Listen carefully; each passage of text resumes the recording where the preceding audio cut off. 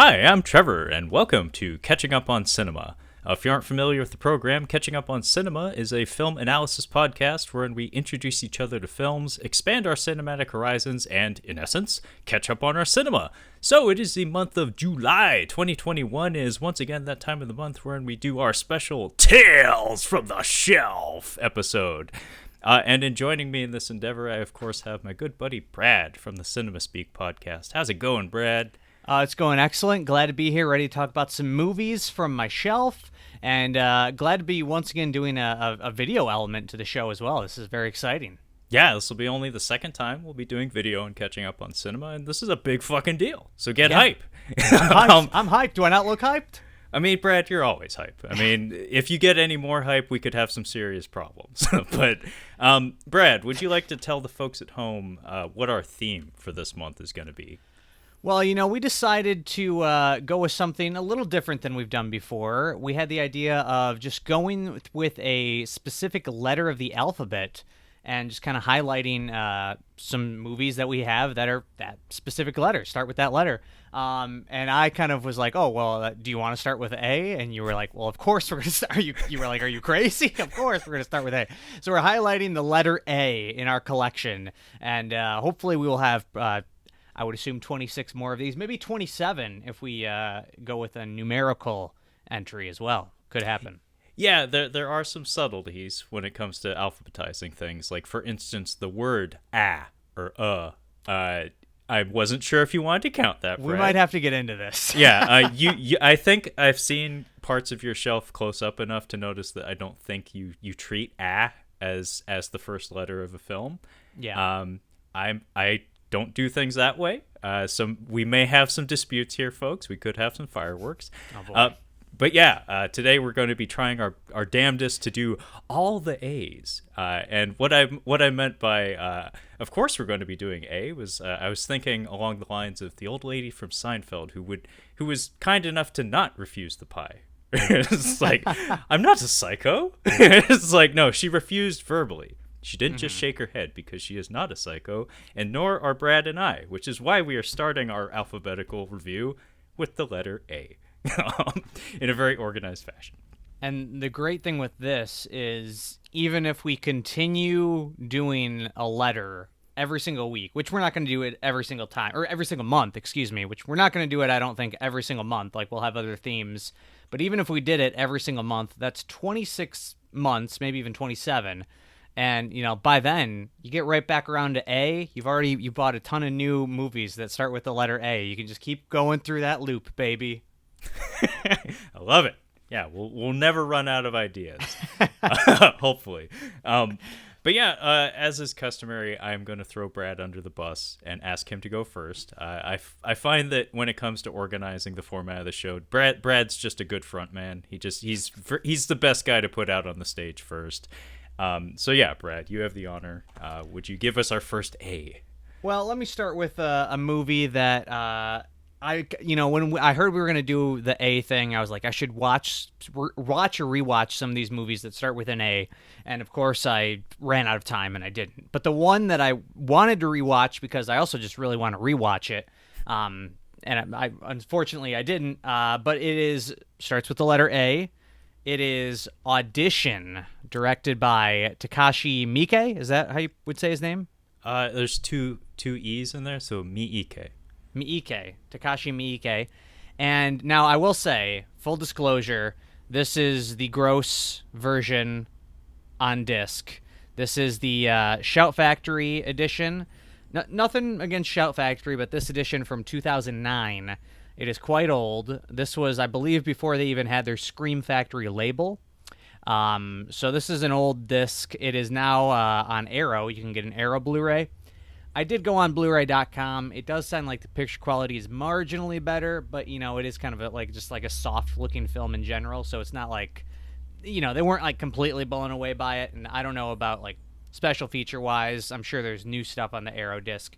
But either way, I'm not going to say I love this movie, but it's the kind of movie that it just begs a rewatch. And I guess I don't totally know why, because you always remember the ending, I feel like, but I kind of always get fuzzy on the details leading up to it. Like, I know the basic plot, but there's just every so often I'm just like, I really should watch Audition again, because every time I don't love it, but I'm like, I feel like this will be the time that I do love it, because in terms of just like the broad strokes of the film and what it's about, I think I love the setup and everything, and how if you go into it, now obviously I knew what the movie was about the first time I watched it, but I feel like going into this movie completely blind would have been absolutely amazing, which, I mean, I can't even imagine how you would go from like the start of the film to where it ends up. Would have been just like the biggest roller coaster of all time.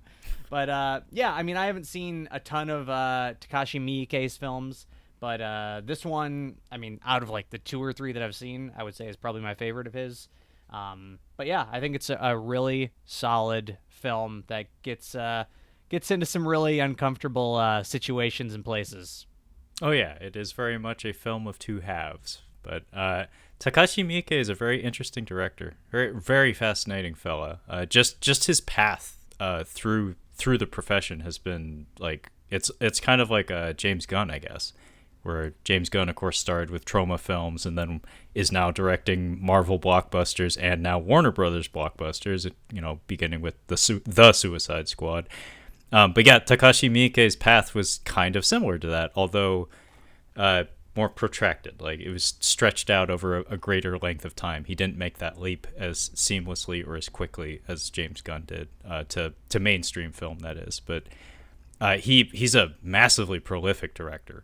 Like back in the day, he was cranking out like 2-3 movies a year. Oh yeah. Yeah, it was nuts. And it was all like very racy, like a lot of stuff that was targeted more for like direct-to-video audiences, a lot of extreme stuff, a lot of stuff that got published under the Tokyo Shock label back in the day on DVD. But what's funny is to complete the parallel between him and James Gunn is that these days, like, he's kind of like the guy when it comes to like ultra high budget by Japanese standards, like blockbuster filmmaking. Like, he's the guy that's doing like the Michael Bay type movies and stuff. Okay. But you would never have expected that based on where he began. But the one thing that's especially noteworthy about him is that even when he was doing, quote, trashy movies and stuff, very talented director. In fact, those Dead or Alive movies he did about like Yakuza, like cops and robbers type movies. The first one has that amazing like opening 5 minutes. I don't know. Have you ever seen that, Brad? No, I haven't. No.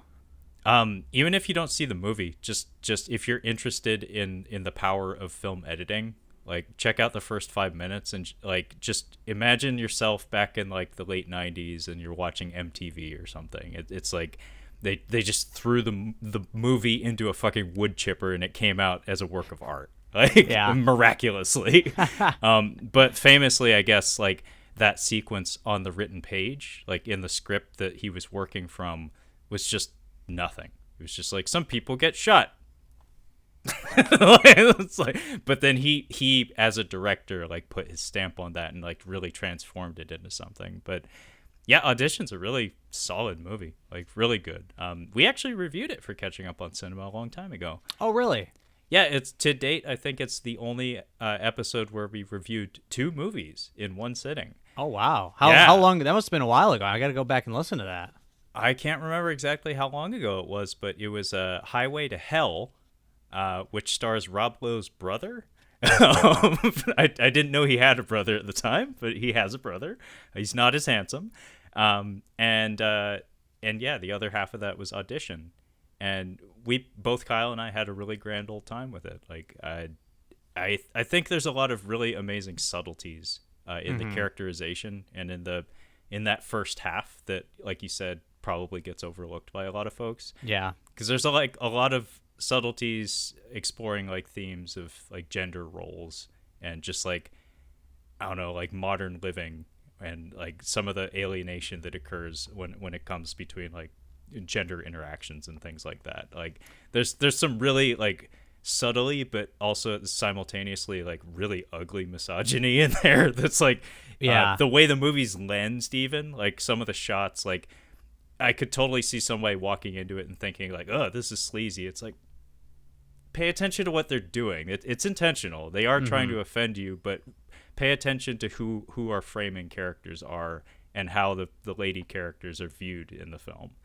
Yeah, I mean, just even the whole concept of it, of this guy auditioning women and, you know, to be his wife, essentially, is just like a misogynistic idea. And obviously that's intentional. And, you know, it's been a while since I've seen the film. And obviously by the end of the movie, the guy is, you know, definitely a victim in a lot of ways. But, you know, I think it starts off where he is kind of, we look at him as like a wholesome kind of guy. Like, I think the guy is pretty likable, but what he is doing is pretty gross when you think about it. Like, just auditioning these women to be his, you know, romantic partner, without them knowing about it, I guess, like trying to hide it from them.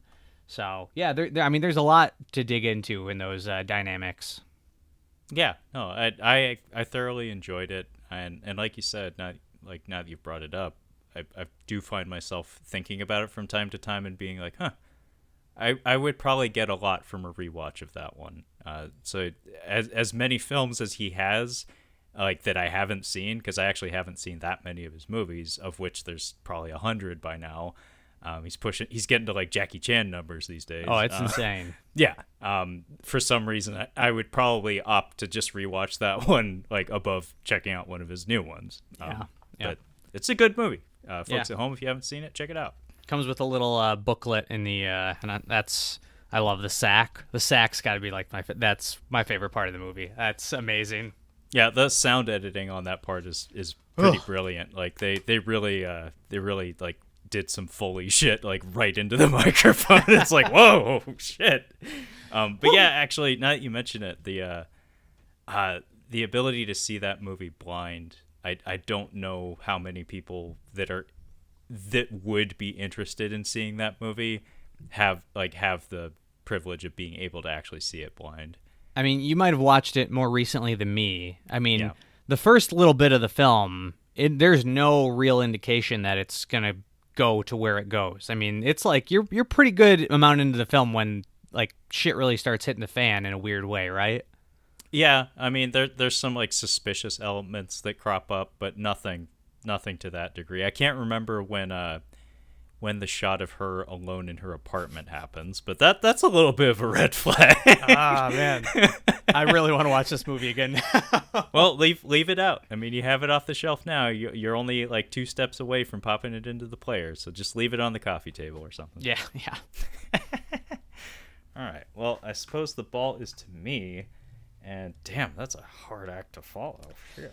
I gotta start strong, man. Gotta start strong. Yeah, that you did, you son of a bitch. Well, I'm gonna cheat a little bit because I noticed that I have a director and an actor whom I own a shockingly large number of A movies for. So 2 different people. Mm-hmm. So I'm gonna, because you talked about a Japanese director, I will bring up a Japanese director who we've talked about on Catching Up on Cinema before many times, especially with you, Brad.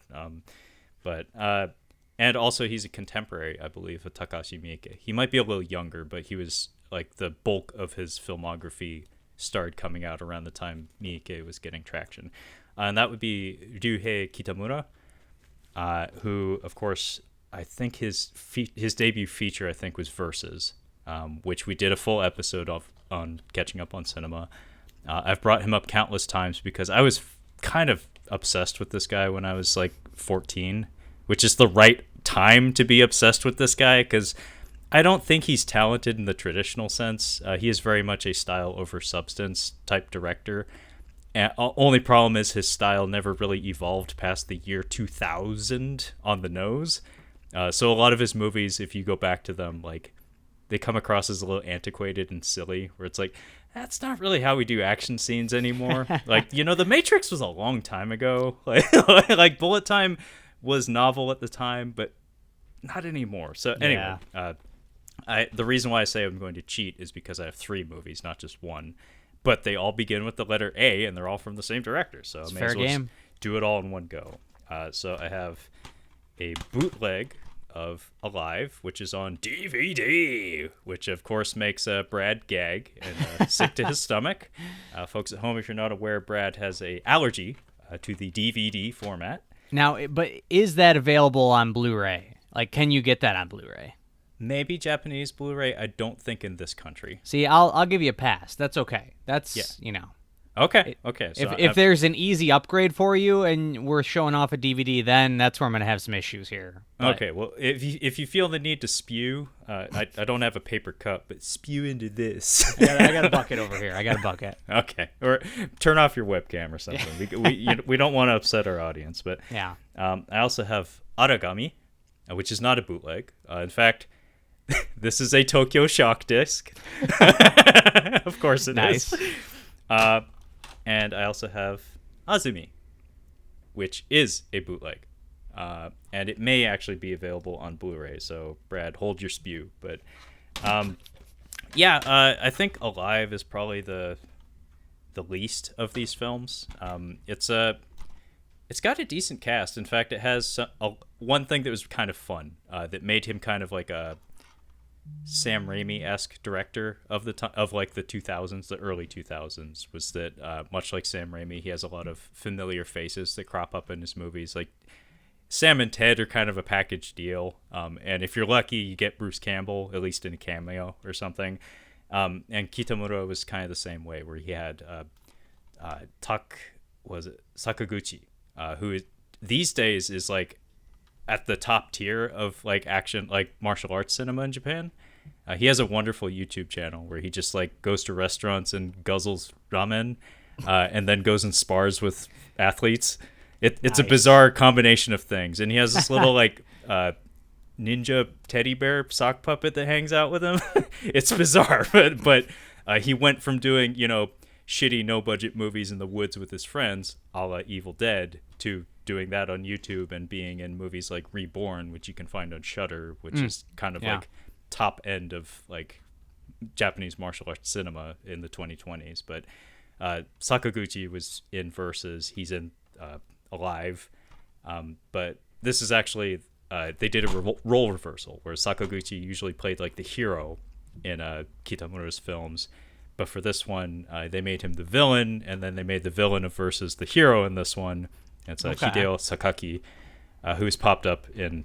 I think he's also in Azumi in a small role, but also it says Koyuki, who you might know from The Last Samurai. I think she was the female lead in that. Okay, cool.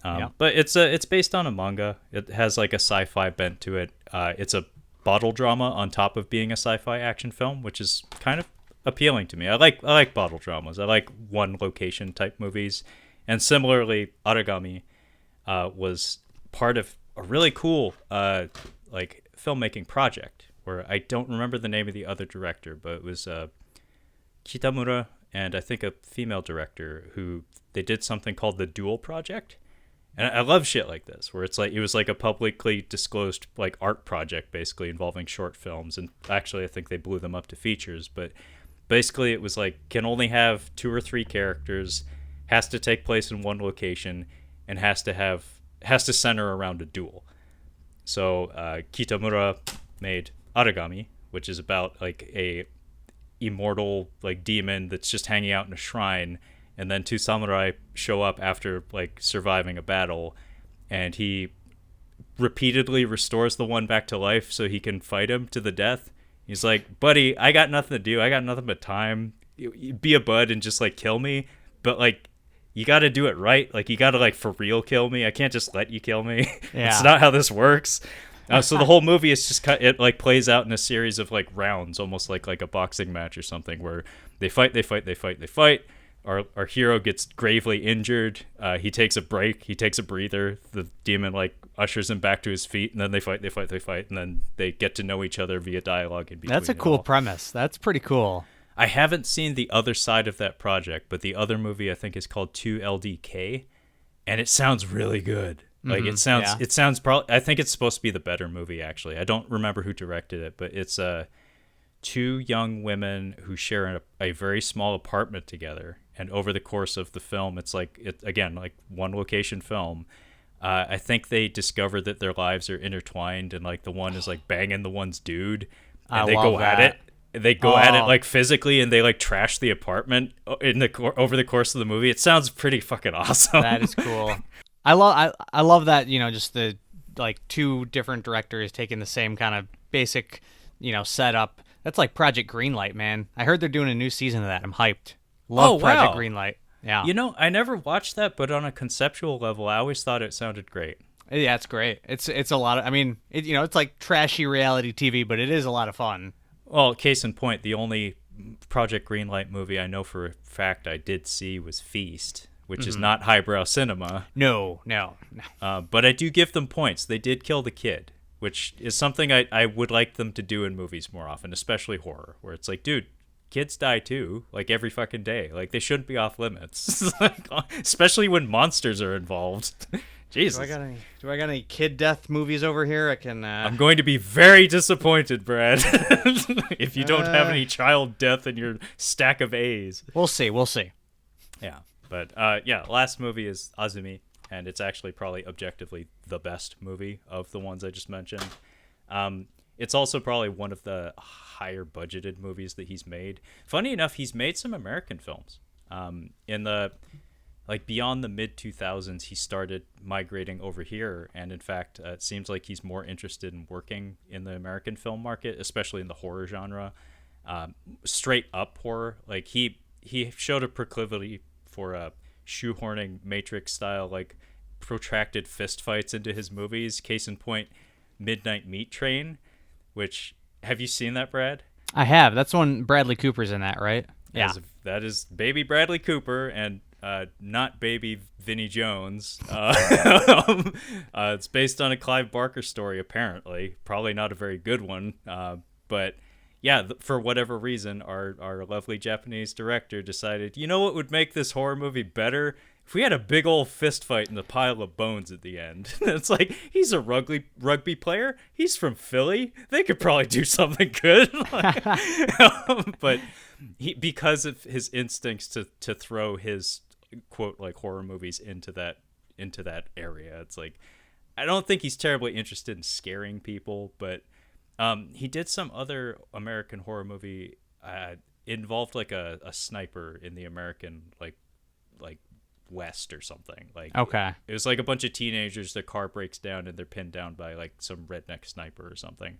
Not Wolf Creek, is it? No, it wasn't Wolf Creek, but that was the premise. I couldn't tell you the title, and I'm too lazy to fucking Google it. But there was a chunk of my life where I was really up on this guy. It seemed like the Japanese film industry really turned their back on him when Godzilla Final Wars from 2004 didn't do very well, and also happened to be the most expensive Godzilla movie at the time. That's a deadly combination when you're dealing with a genre that thrives on, low investment, high return. Didn't exactly work out, and then his career kind of seemed to slow to a crawl at that point. So I check in on him every once in a while, but I don't know. I think the moment has passed. Although there was that Ruby Rose movie from like last year that I think was also directed by him. I think it was her and Morgan Freeman. It's like The Doorman, I think. Yeah, I was just looking at his filmography. Yeah, The Doorman. Yeah. If I see that at a Redbox someday, I'm gonna rent that, just because it looked fun enough, but it also didn't really look like his movie. Like, it just looked like a work for hire kind of thing. Definitely a Lionsgate cover. Definitely, yeah. If ever there was a Lionsgate cover. But yeah, that's enough out of me, Brad. The ball is to you, sir. What you got? Well, I was going to highlight one, since I started with Audition, I was going to switch to one that was non-horror, because I got quite a few horror ones here. But in all honesty, this might be the most horror title of them all, even though it's not a horror movie. Might be the most horrific. And I don't know if I talked about this with you on any of these other episodes, but it is filmed by Joshua Oppenheimer. It is The Act of Killing. Now, this is a documentary. Now, let me try and quickly read the back of this box so I can make sure I get the country right. I want to say it's Indonesia. I could be wrong. But basically, it follows the director, Joshua Oppenheimer, is filming these former, I think, Indonesian death squad leaders who were responsible for killing hundreds of upon thousands of people back in the day. And I don't know enough about the event of what was going on, but basically these guys were death squad leaders, killed tons of people, and they're basically just, no consequences for what they did. They're just, they're old men now, just living the life in their country. And he basically convinces these former death squad leaders to reenact their killings, doing it under the guise of like classic cinema. So he'll have them like film they'll dress up as like classic like gangsters from a noir film and basically reenact some of the horrific murders they did under the the guise that, oh, we're gonna have you do it in terms of like a Hollywood movie. And he basically, it just goes to show how like just caring, like these guys have no regrets about what they did, and they're laughing, they're having a good time, like they love movies, they're just having a good time recreating this stuff, and no thought going into like the fact that they've just murdered thousands of people. And it's really powerful stuff. Like, it's a really interesting setup to get at, a story that like I still don't know a ton about the real life event that happened, but it's, instead of just having a documentary about these death squad leaders and just, having it in a kind of dry way, doing it in this really creative way really gets at kind of a more powerful message than if you were just presenting the information just straight up. And not to spoil the ending, but the ending got to be one of my favorite at least documentary endings of all time. So the main death squad leader, we follow him up to a rooftop where they had previously been, and he'd talked about, oh yeah, I would cut this guy's throat over here, we beheaded people over there. And they go back up onto this rooftop, and I forget why they go back up there, but the guy just starts just dry heaving, just retching, just like it's like 5 minutes of him just like trying to puke. And it's like, just whether it's this or not, it's very symbolic of like maybe like deep down there that regret is there, and it's finally regurgitating to the surface. Maybe he just had a bad burrito or something, who knows, but it's a perfect ending to the movie, and it's one of my favorite endings to a doc of all time. It is amazing. Like, if you want to watch somebody dry heave for 5 minutes, you gotta watch The Act of Killing. Definitely one of my favorite documentaries. There's actually 2 versions on this disc. There is a director's cut and a theatrical cut. I don't think I've watched the director's cut. It is very long. It's almost 3 hours.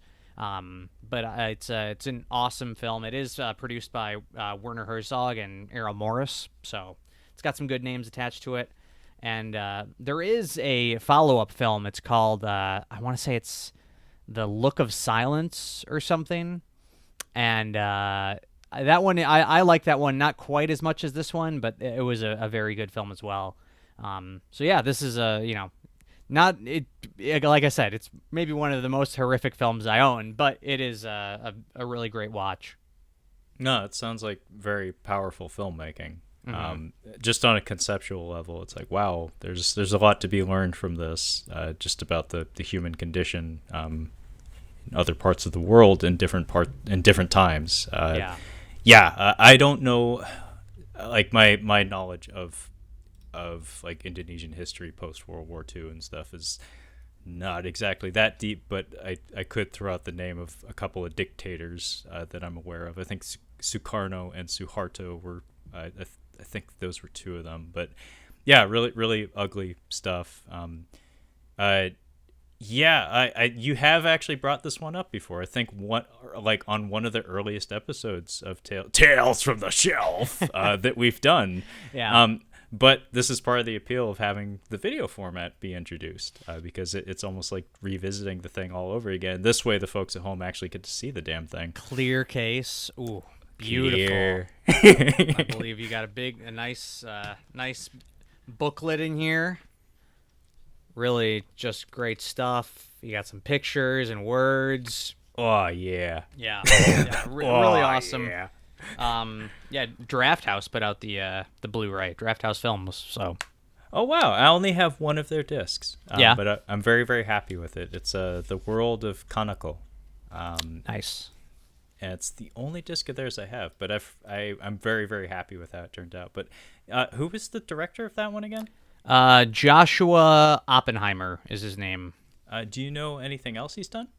Other than the follow-up, I don't think so. I don't think I've heard of him doing anything since that follow-up film. But it is definitely a good back-to-back watching both. The follow-up is basically, if I'm remembering correctly, it's like a person who was a young child at the time of those massacres, him or maybe his parents were killed or something like that, where he was directly affected. He's like a survivor of it, and he goes around and confronts some of these people. And it doesn't quite have like the high concept of this one, but it's in a lot of ways it's a little more like subtly powerful. But it's good. Yeah, I would definitely recommend both of them. Okay, yeah, I would very much like to check out both of those. They sound gripping, but especially that first one. Honestly, like that. Yeah. Just just the idea of these people recreating these awful things that they've done. It's almost like a macabre version of Be Kind Rewind or something. A little bit, yeah. So. I suppose the ball is to me, but before I get to that, I'm gonna crack this open. So this, folks, is that what I think it is? Is a Kiwi. As brought to you by Scott Adkins and Marco Zaror. So, energy brought to you by Patagonian herbs. That looks refreshing. I love that can. It tastes like ass. It No, it tastes kind of like a Red Bull or something. Okay. Like melted Jolly Ranchers with some medicine or something. Yeah. But gonna be hype. So I'm gonna follow your lead as I always do, Brad. So you did a documentary, so it's only fair that I do a documentary. Although this one it's serious, but it's not as deathly serious as yours was. And this would be American Movie on DVD. And this is from Sony Pictures Classics. I gotta say, before you get into it, this one is a movie I have not seen, but it's been on like the top of my watch list for like years, and I've just never gotten around to it. Oh, it's wonderful. These two fellows on the cover are from Wisconsin, and special features on the back. It is a DVD, but it actually does include his short film. The man himself, the man, the myth, the legend, Mark Borchardt. It does include his short film Coven, which is of course pronounced Coven because coven would be like oven, man. This movie is immensely quotable. At times it does get very depressing because our heroes are from a certain end of the socioeconomic spectrum, the depressing end, and their life choices are not exceptional, and it's surreal to watch a professional documentary crew follow a wannabe filmmaker around. It's a surreal exercise that we're going throughout the whole film, but this film is amazing. I have a fascination with films about filmmaking, and this is one of those movies that, like, right along with like Ed Wood or something, I put it on when I'm in the mood for like inspiration, because even though those movies have their dark moments, at the end of the day they're about dreamers. They're about not like kind of wrong-headed people, honestly, that just kind of barrel ahead anyway. Consequences be damned, and just do the things that they want to do, even if it will cause the world bearing down on them to just like utterly crush them in the end. But they say fuck it, they just do it. And Mark Borchardt is such a character. His best buddy Mike Shank. He's incredible. He has fried his brain. Mike Shank is the husky gentleman with the. He looks like help me out here, Brad. Porn star. Ron Jeremy. Thank you. He looks like Ron Jeremy, but he doesn't talk like him. Yeah, he talks like this. Hey, Brad. Thanks for having me on Tales from the Shelf.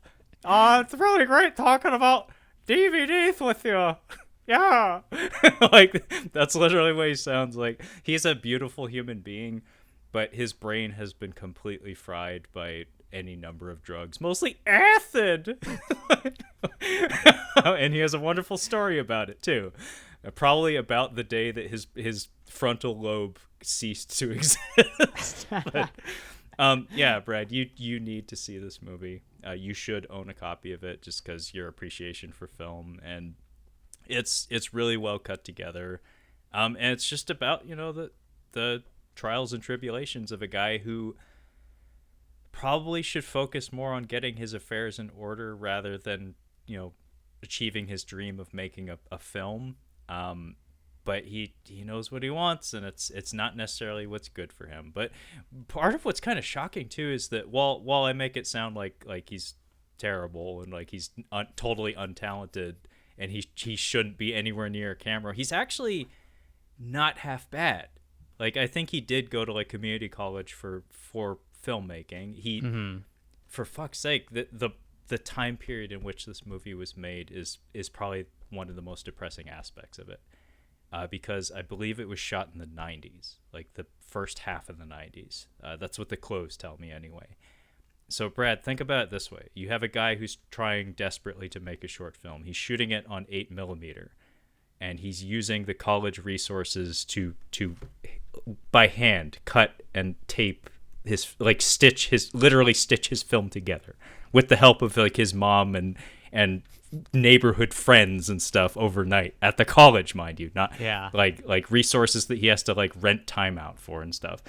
Imagine if this same guy was born 10 years later.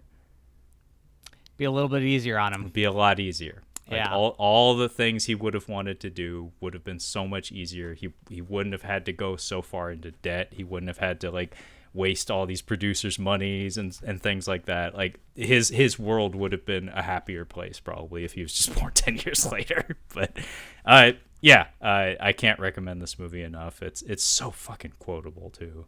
Just like any time I hear the word oven or I mean, it doesn't come up in conversation very often, but coven, like actually it's coven. It's pronounced coven because like coven would be like oven, man.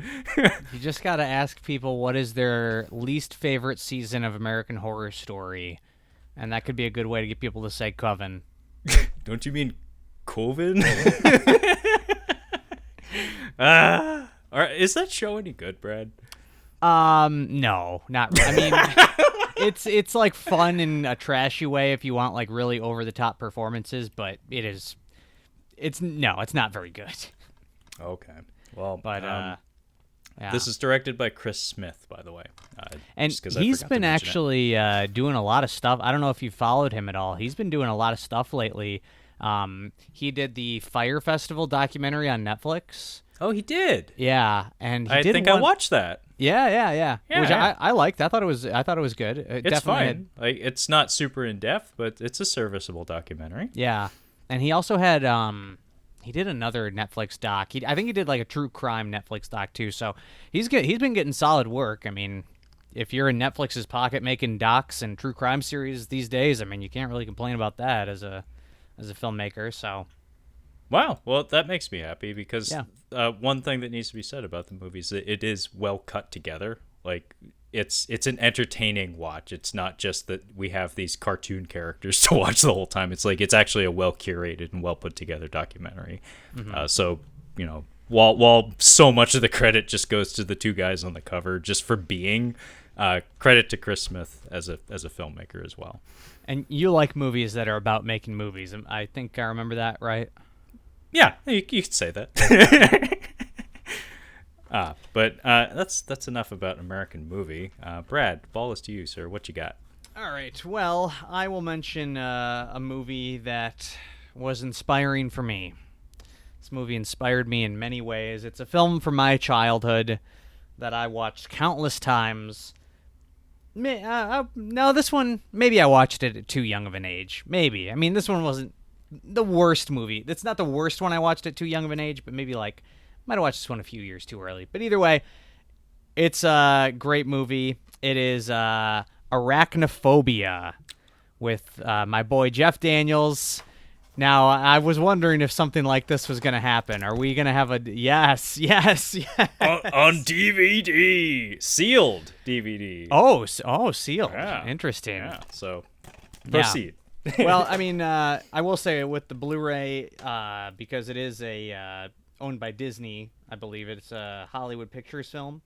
The Blu-ray is not the greatest, and unfortunately, I don't know if we're gonna get anything much better now. With it being owned by Disney, but whatever, you can do what you like. I don't even think there's any special features on here, or actually, there's a couple things. Production featurette, Frank Marshall. Okay, there's a few things on here, but I don't know. This movie is just such a fun, you just watch this movie, you put it on, and even today I watch it, and it's just I squirm through this thing. It is such a gross, creepy, crawly creature feature. So much fun. I think the concept is great as well. The idea of a very dangerous, large, venomous spider mating with these smaller household spiders and taking over a small town. I think it's a great premise, and watching it at a young age probably gave me legitimate arachnophobia. I still do not do spiders, still can't do them. So yeah, it's definitely, I've seen it a ton of times, and from the VHS tape that I watched that was taped off of probably ABC Movie of the Week or whatever, through to this Blu-ray, I've owned it multiple times, and it's one I always like going back to every now and then. John Goodman, great in it, and it's just a fun creature feature film. Yeah, I adore this movie. I really do. In fact, I've been looking for an excuse to do an episode for Catching Up on Cinema on it. But now that I know that, Brad, if we do that, I'm going to invite you. I would love to. I didn't know you had the same level of appreciation. Oh, yeah. No, I did see that movie young as well, and it did freak me out a little bit. But oddly enough, I've gotten a lot more comfortable with spiders as I've gotten older. And I think it actually has to do with that movie maybe a little bit. Just because I liked Jeff Daniels quite a bit when I was young. I think dragged my parents to take me to see Fly Away Home. It's like, that? It's like, you want to see that? The Transformers and Godzilla kid wants to see fucking Fly Away Home? It's it's got the guy from Speed. Yeah, I've always, it might be because he's from my home state, but I've always liked Jeff Daniels. No, he's incredibly affable. In recent years, some of those roles he's been taking, I don't know, that newsroom show was... that was not my favorite, mostly just because of the way the dialogue was written. That's not a reflection of the man himself. That's just him reading what's coming off the page and stuff. But yeah, I've always really, really liked Jeff Daniels, and this movie, me seeing it early in life, was a big part of that. That and fucking Speed, which I've told the story numerous times, is one of those VHS tapes that my brother would always get really pissed at me about because for whatever reason I just couldn't stop watching it, and he was like, dude, you are monopolizing our very, very precious TV time, which doesn't come around all the time because Dad has a baseball habit, and you know what? There's 162 fucking games a year, so there's very few hours in the afternoon where there's not baseball. But Arachnophobia is it's clever. That's the charm of it, because I don't think it's at all scary these days.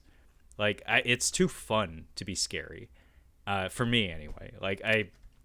I've actually been wanting to sit my girlfriend down and see if she could sit through it, because she doesn't like spiders. Mm-hmm. She really doesn't like spiders, but I think it's a fun movie, and I hate spiders too, but I adore this movie and I watch it all the time. But what I mean by this being a clever movie is they have this parallel narrative going on that it's stupidly cute what they do, where it's oh, Jeff Daniels is the new arrival in town, as well as the South American spider. They move into town together, and he shacks up in the house, and he moves in and stuff.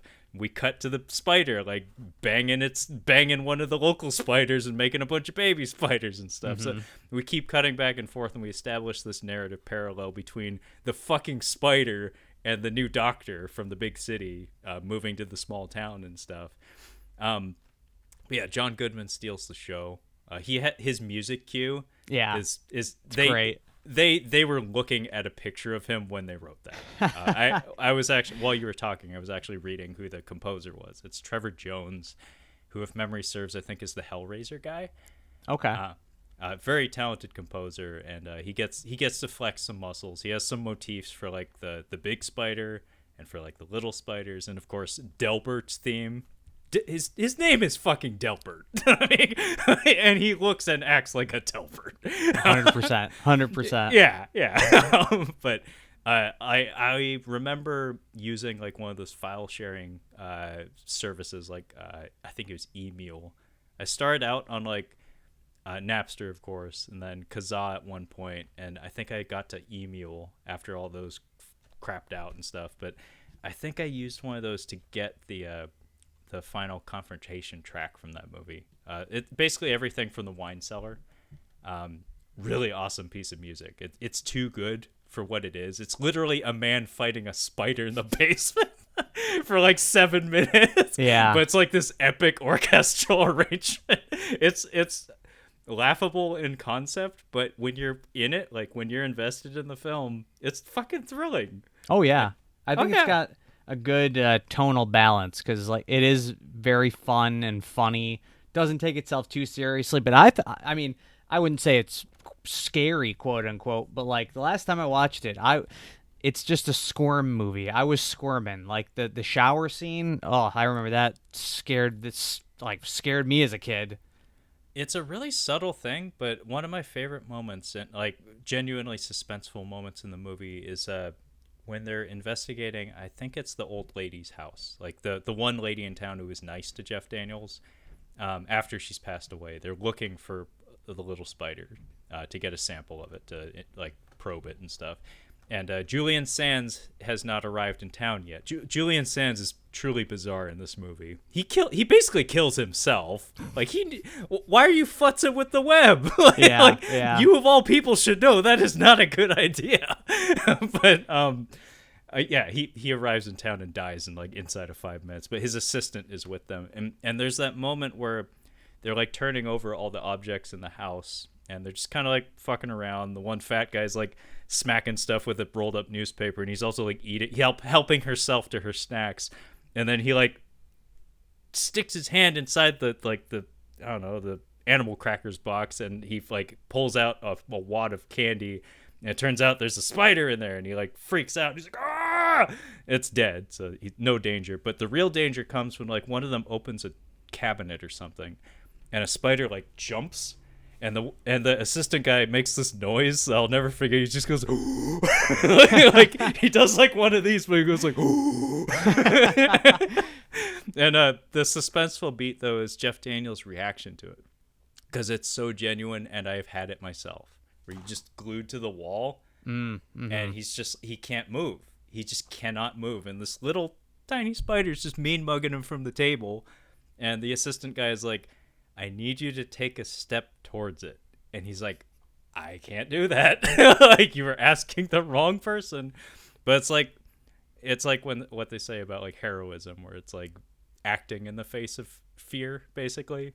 Where it's like he gets his hero moment where, at the end, he truly gets his hero moment. But right then, like his big heroic accomplishment is to take a step forward. Yeah. And he actually does it. But like right afterwards, he's like, fuck, like I hate the world, leave me alone, don't touch me. I also love his explanation for why he hates spiders. When he was like a young child, he woke up and there was a spider on his face. Yep. That might be the scariest moment of the movie, because like if that happened to me, I would probably just never go to sleep again, never wake up again. I would just be nothing. I don't even know what I would do. That'd be the most terrifying moment I could imagine. And see, that's what puts the movie over the top in regards to, it's not just your basic monster movie or something. The script is far too clever for that. Mm-hmm. It's kind of like Tremors in that way, where it's like, wow, this dialogue's a lot of fun. But Arachnophobia, not only is the dialogue fun, the structuring is really tight, because that story that he tells to his wife, we call back to that during that final confrontation when the big old South American spider is crawling on him, and as he said as a child, it was on me and I couldn't do anything, like I froze. and now he's a grown-ass man with a wine cellar, and he's like, fuck you, out of my house. Nail gun. It's one of the best kills of a monster. It's good. It's spectacular. Good. Not even gonna spoil it, folks at home. Just watch the fucking movie. It's fantastic. Oh, yeah. Now I might have to leave this one out too. This and Audition. Now I'm dying to rewatch these. Has your lady seen Arachnophobia? She will not. Nope. She can't. Okay. I've been like, this could be fun. I'm like, I don't like spiders either, and just nope. There's absolutely no way. Okay, well, I'll try to sweet talk mine, my gal, and I'll let you know how that goes. All right. But yeah, leave that one out, man. It's due for a rewatch. Yeah. Okay, well, where to go next? Well, I mean, this is fucking obvious, Jesus. So as in case you couldn't tell, folks at home, Arachnophobia was kind of a big deal for both Brad and I when we were little, and to this day. So I may as well follow Brad's lead as usual, and I have another eat 'em up as is the genre title that Brad has bestowed upon animal attack movies. Basically, nature is metal movies, basically. And this is also one that was very, very important to me. A little bit slightly later in life, only by a few years, but also when I was young, like 11, 12. And it's also an eat 'em up. And this would be, and you can't see the title in full because I forgot to pull the price tag off of it. And this is Anaconda. Ah, yes. On Blu-ray for $4.99. High roller. You know, I the more I learn about you and I learn that we've had similar childhoods. I feel like potentially in terms of our media diet. Yeah, probably at least in terms of these kinds of movies. Yeah. But. This is your favorite disc publisher, Mill Creek, which explains the $4.99. Yeah. This was directed by Luis Losa. Not a familiar name to me, but of course you can see J-Lo, Jon Voight, and Ice Cube. What you can't see, folks at home, it's probably very hard to make out, but the serpent's face there, which is pulled directly from the original theatrical poster, is a horrendous JPEG of questionable quality. So there is very noticeable pixelation and blur applied to the face of the snake. So they're not they don't have top men working at Mill Creek for their cover art. But this movie came out in what, like 97, 98, around there, I want to say.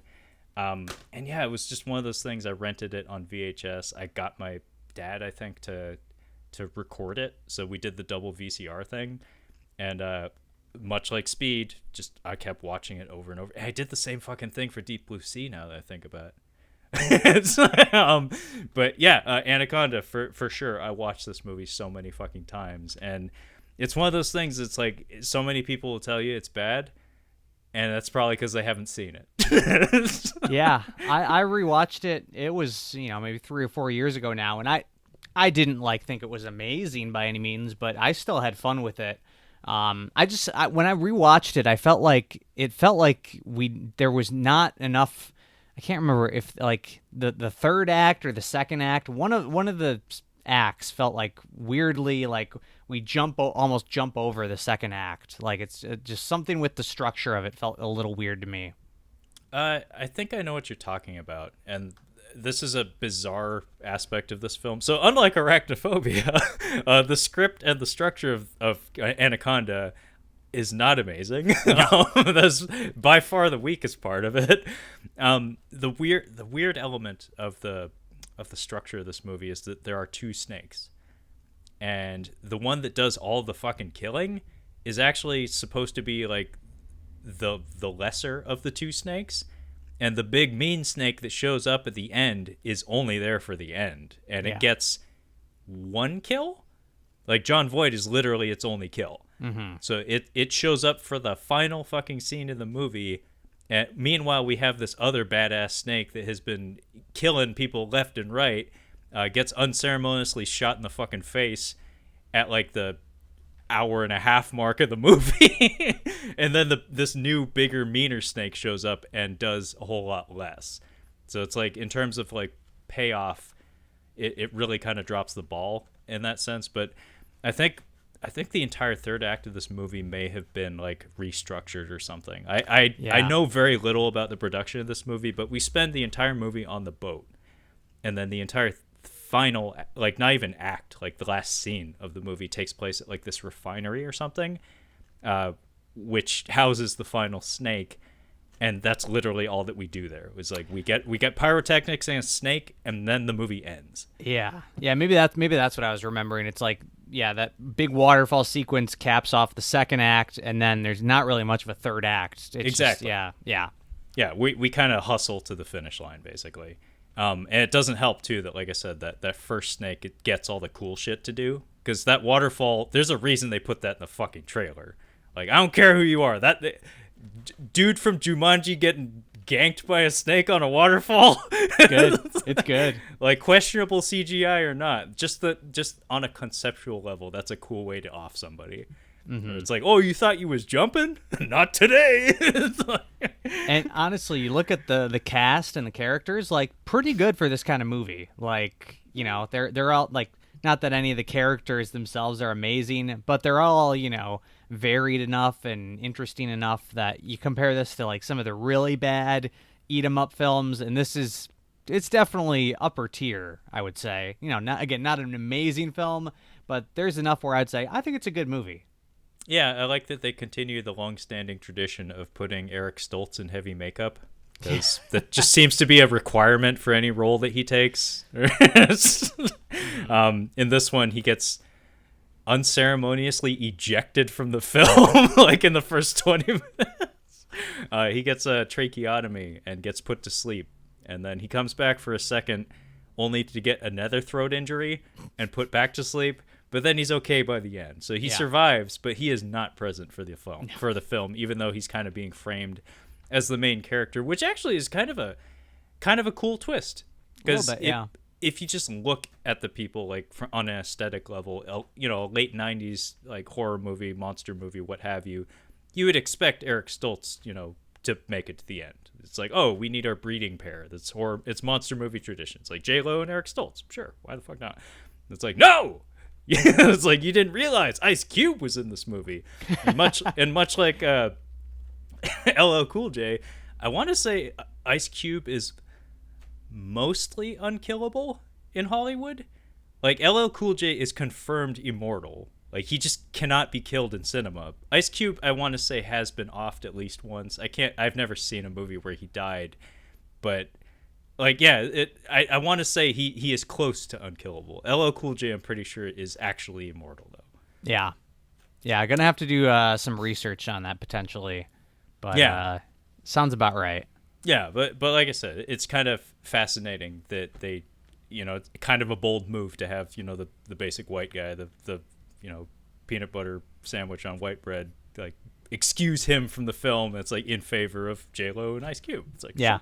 Mm-hmm. And then, you know, make sure to kill Owen Wilson early, because, you know, that's right. Yeah. It was early career Owen Wilson. I mean, The Haunting told us that, yeah, we're not ready to spend a whole movie with you, bud. Like, give it a few more years. We'll warm up to you, but for now, you gots to go.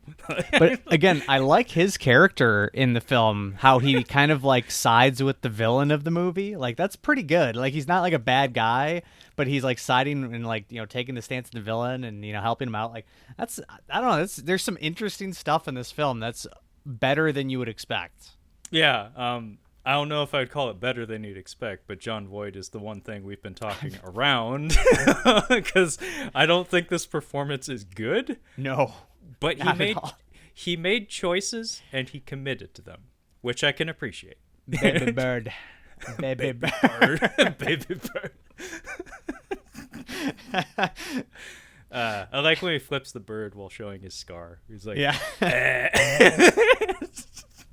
Yeah, the surprisingly limber Jon Voight. Yeah.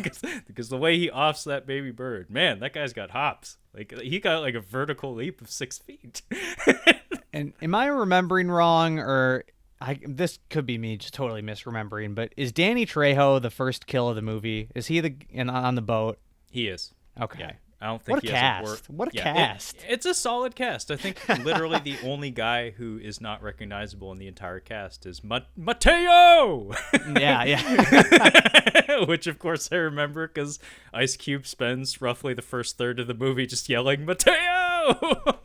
Hey, Mateo!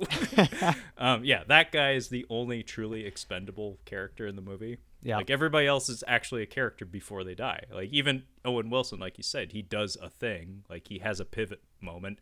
And then Carrie Wurr, a gal from Sliders, Baby Bird, she, like, goes into, like, a depressive state after he's offed.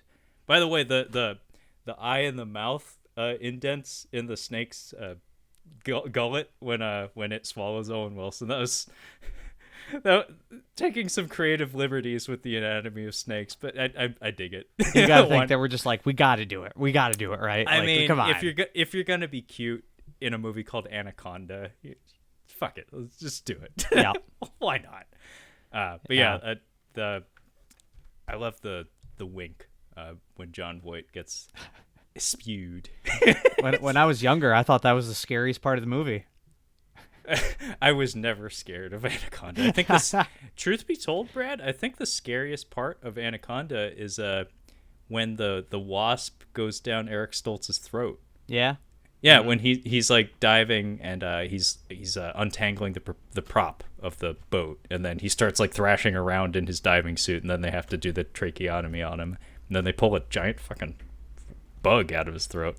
Like, that sequence was the high point of the terror that is Anaconda. The rest of it's just stupid fun. Yeah. Oh wait, one of the funniest parts of the movie, Brad, when I don't know the actor's name. It's the guy from Jumanji, British fella. Is it John Rhys Davies? Is that right? No, John Rhys Davies is 3 of this man, Brad. What? I think it's a close name. It's similar. John Rhys Davies. Jonathan Hyde. I got the J. I was, Wait, they do hit the last snake with an axe. So if John Rhys Davies just bamfed in from out of nowhere and said, "And my axe," that would be a good way to end the movie. Oh yeah, okay, now yeah, all right. Yeah. Now I remember who John Rhys Davies is. He's a large, jovial man. Yeah. But yeah, that guy. When there's a bit right like before he dies, where the first snake is harassing them, and it like pops up in front of him, and it barfs a monkey in his face. Oh yeah. In slow motion, and it hits him, and he goes, "Ah!" Like it's the worst pain he's ever experienced. It's wonderful. Yeah, that's good. Yeah, good pick, man. Good pick. God damn, Brad, we're picking all the best ones today. Love it. But yeah, that was my pick. So, Brad, what you got, sir? All right, this one is a little bit of a left turn. We're going a little bit different than our last two. And this is a film I've only seen once, and I actually don't think I've watched this disc, which I need to rectify. But it's from one of my I don't know if I want to say like all-time favorite filmmakers, but certainly one of my favorite filmmakers working today. It's Yorgos Lanthimos is the filmmaker, and it is Alps, which I believe was his follow-up to Dogtooth, which I'm a big fan of Dogtooth. This one, I don't think it's as good, but again, I've only seen it the one time, and his films, a lot of time, sometimes you need to rewatch because they are very hard to, make sense of sometimes and process exactly what they're trying to get at. Basically, this one, and it's kind of like Dogtooth, where you're kind of just thrown into this world, and it's not like explained in any way. You kind of just have to pick up on what is happening. It follows a group of people who basically their profession is that they are hired by people who have had somebody who's passed away, and they go and basically just pretend to be that person to help these people through the grieving process. And so it gets into some very weird and uncomfortable sequences. And there's not really much plot to it. It's kind of just like a lot of vignettes from what I remember. But again, it feels, if you've seen a Yorgos Lanthimos film, you can kind of picture how the dialogue is delivered, how just dry everything is. But But it's a real interesting film, and it was put out by Kino, who I think also put out I can't remember the name of his first film. I don't remember what the name of it was, but Kino put out another one of his films that one I have not seen, and I actually haven't heard great things. Kaneda, I want to say. Where am I at? K. Down here. J. Up here. No, down there.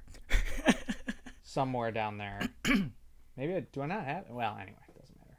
Yeah, there it is. There it is. Okay, this is why we stick to one letter at a time, folks. Yeah. Anyway, it's back there. But I haven't heard great things about that. But this one, it's good. It's not like top tier Lanthimos.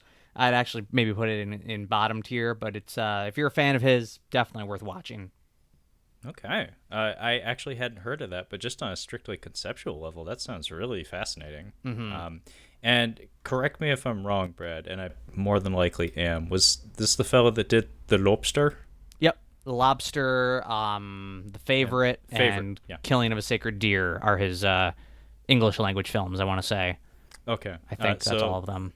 I think the only one of his films I've seen is The Lobster, Mm-hmm. which is the lost episode of Catching Up on Cinema, recorded but not published. I quite enjoyed it. Both my brother and I think we found it strangely funny, like actually like kind of hilarious, but like you said, in a very, very dry way. But yeah, I did actually thoroughly enjoy it, but maybe not in the way it was fully intended to be. but good filmmaking experience, and I can tell very, very good filmmaker. I actually very much want to see The Favorite. I've heard it's very, very good. It is very good. I would say it's out of his films, it's kind of the least like Lanthimos-y of his films, because he actually didn't write that one from what I'm remembering. So it's got his like visual style, but like this one he co-wrote with, I think all of his other films he co-wrote with the same person, except for the Favorite. So that one does feel like a little bit of an outlier. Like it still definitely feels like his film, but it's not quite as high concept, I guess, as some of his other ones. But it is very good, and I haven't seen one of his films that I dislike. But yeah, I'm a big fan of the guy.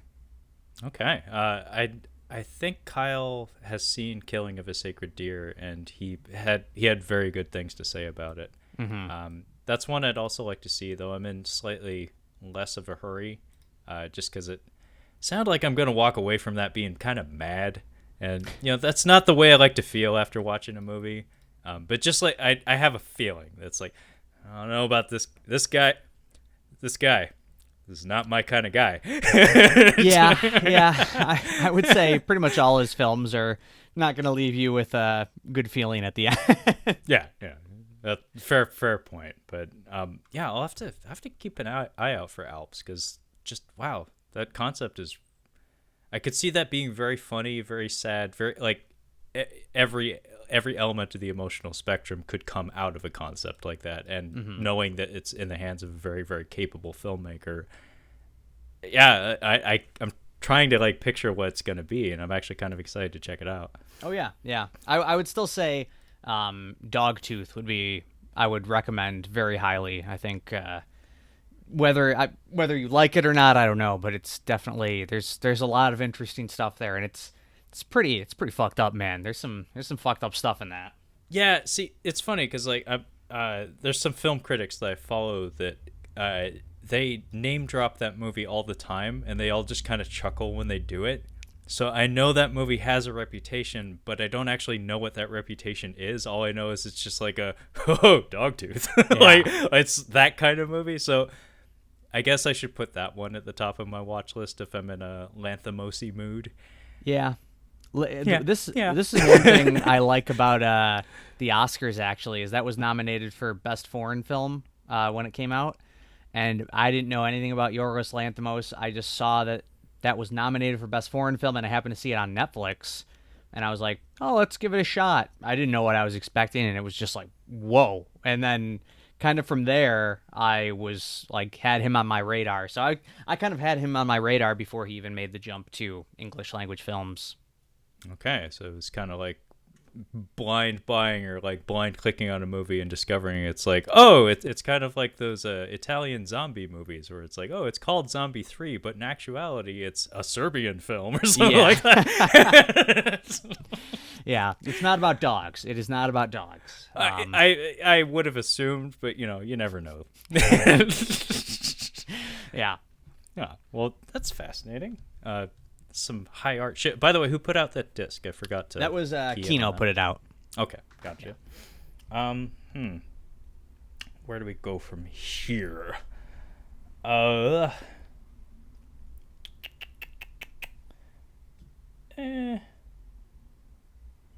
do something stupid. Okay, so this is not high art, but this is a disc that I'm very proud to own. And it's autographed. I actually got this signed at a convention. So this is the Angry Video Game Nerd, the movie, which is directed by this man here, James Rolfe, who is, of course, a prolific YouTube entity from the earliest days of the format. He managed to scrabble together the funds to make a feature film, and committed, several years of his life to making this. It's not high art by any means. The acting and the production quality is not exactly, top tier type shit. But it was just kind of, I have a similar relationship to this guy that I do with Mark Borchardt and the American Movie People. In fact, actually, it was Angry Video Game Nerd / James Rolfe who introduced me to American Movie. Oh wow! Because in addition to being this character, the angry nerd and whatnot, he's also like mostly like a horror movie nerd and like a metal music guy and stuff. So he does a lot of vlogs and things of that nature, just talking about filmmaking, like kind of out of character, just like normal James. And yeah, he did a lot of stuff talking about just like movies that inspired him as a filmmaker, like as a person who went to film school and actually knows how to make a fucking film. And he cited American Movie as like one of his very favorite movies about making movies, which is largely what inspired me to check it out. And I'm very glad that I did. But yeah, this was kind of the culmination of, years of plying his trade on YouTube and whatnot. It's not very good, to be honest. But I still follow the guy to this day. I find him to be a very affable personality, especially now that he has kids and he's like married and he's like getting up there in years, and he's just seems like kind of a cool guy. Like I don't even care about like the angry video game stuff anymore. Like that's actually been played out for years at this point, to be honest.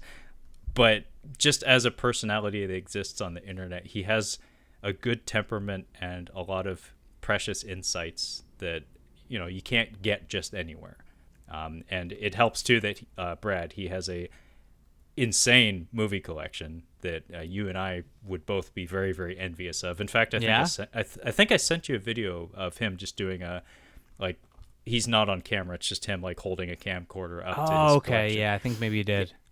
Yeah, he has a museum in his basement basically, and he actually dolled it up to look like a video store, complete with a shitty like CRT monitor. That's cool. It's pretty great. And just as a film historian, as a media personality, I'm glad we have him. So it wasn't asking very much for me to open my wallet and buy the Blu-ray. And actually I made the pilgrimage down to the Portland Retro Game Convention, I think it's called. I've done it a few years now, but a few years back, he's from Pennsylvania, so he rarely comes out to the West Coast, or at least the Northwest, where I'm from. But he actually was showing up at that one, and I made the trip by myself. I was supposed to go with my buddy, but that didn't work out. so I made the trip by myself. I did the most astounding parallel parking job you will ever fucking see, Brad. Nice. Like, imagine the scenario. So you've been driving for 2+ hours. You've had to pee for one of those hours. You didn't stop, though, because you're a fucking idiot. Now you get to Portland. where there is a very, very large convention that draws people from all over the world. You need to find parking now. Not only that, you need parking and a turlet. Yeah. Now. Yeah. So what I do is I see the convention hall, hard left, across traffic, into a parking lot. I find a spot. I don't stop for nothing, just like, bam, reverse, parallel park. And then I drape a jacket over my crotch. And I pee in a bottle while sitting in my driver's seat. There's people walking around. They have no fucking clue what's going on. Hey, you got to do it sometimes. You got to do it. So I secured a parking space and urinated in public all at the same time. That's a good story. That is a good story. It's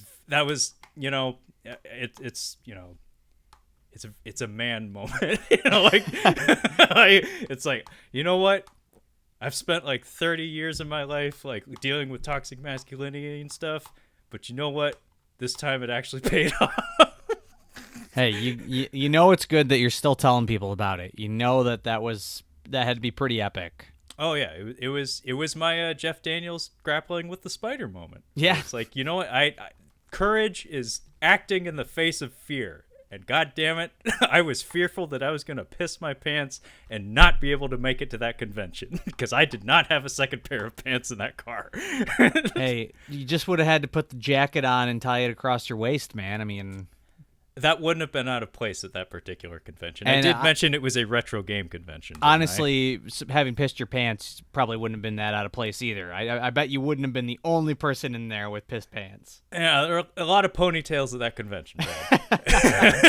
That particular breed of nerd comes in two sizes, too big and too small. Yeah, and yeah. all of them come packaged with dusters and or ponytails. Yeah. Yeah.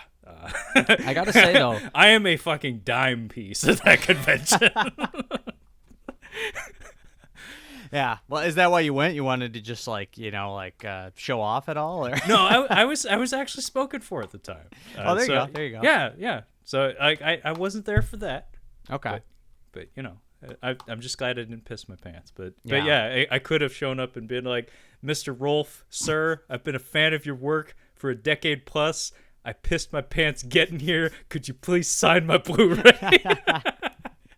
Be like, sure. It's like, join the club. It's like, oh, you're supposed to be in the other line. Yeah. Like, the line for the guys who pissed their pants getting here. But yeah, in case you can't tell, it is signed. I think the gold up here is him. Yeah. And then I got two guys who I don't think they're friends of his. I think they work for Screenwave Media, which is like some sort of production company that they help like influencers and like YouTubers with like editing and production of videos and stuff. But they've been in a lot of his videos recently. I think it's like Kieran and I forget the name of the other fellow, but they like drew like a dick on him and drew a beard on the lady and stuff. But I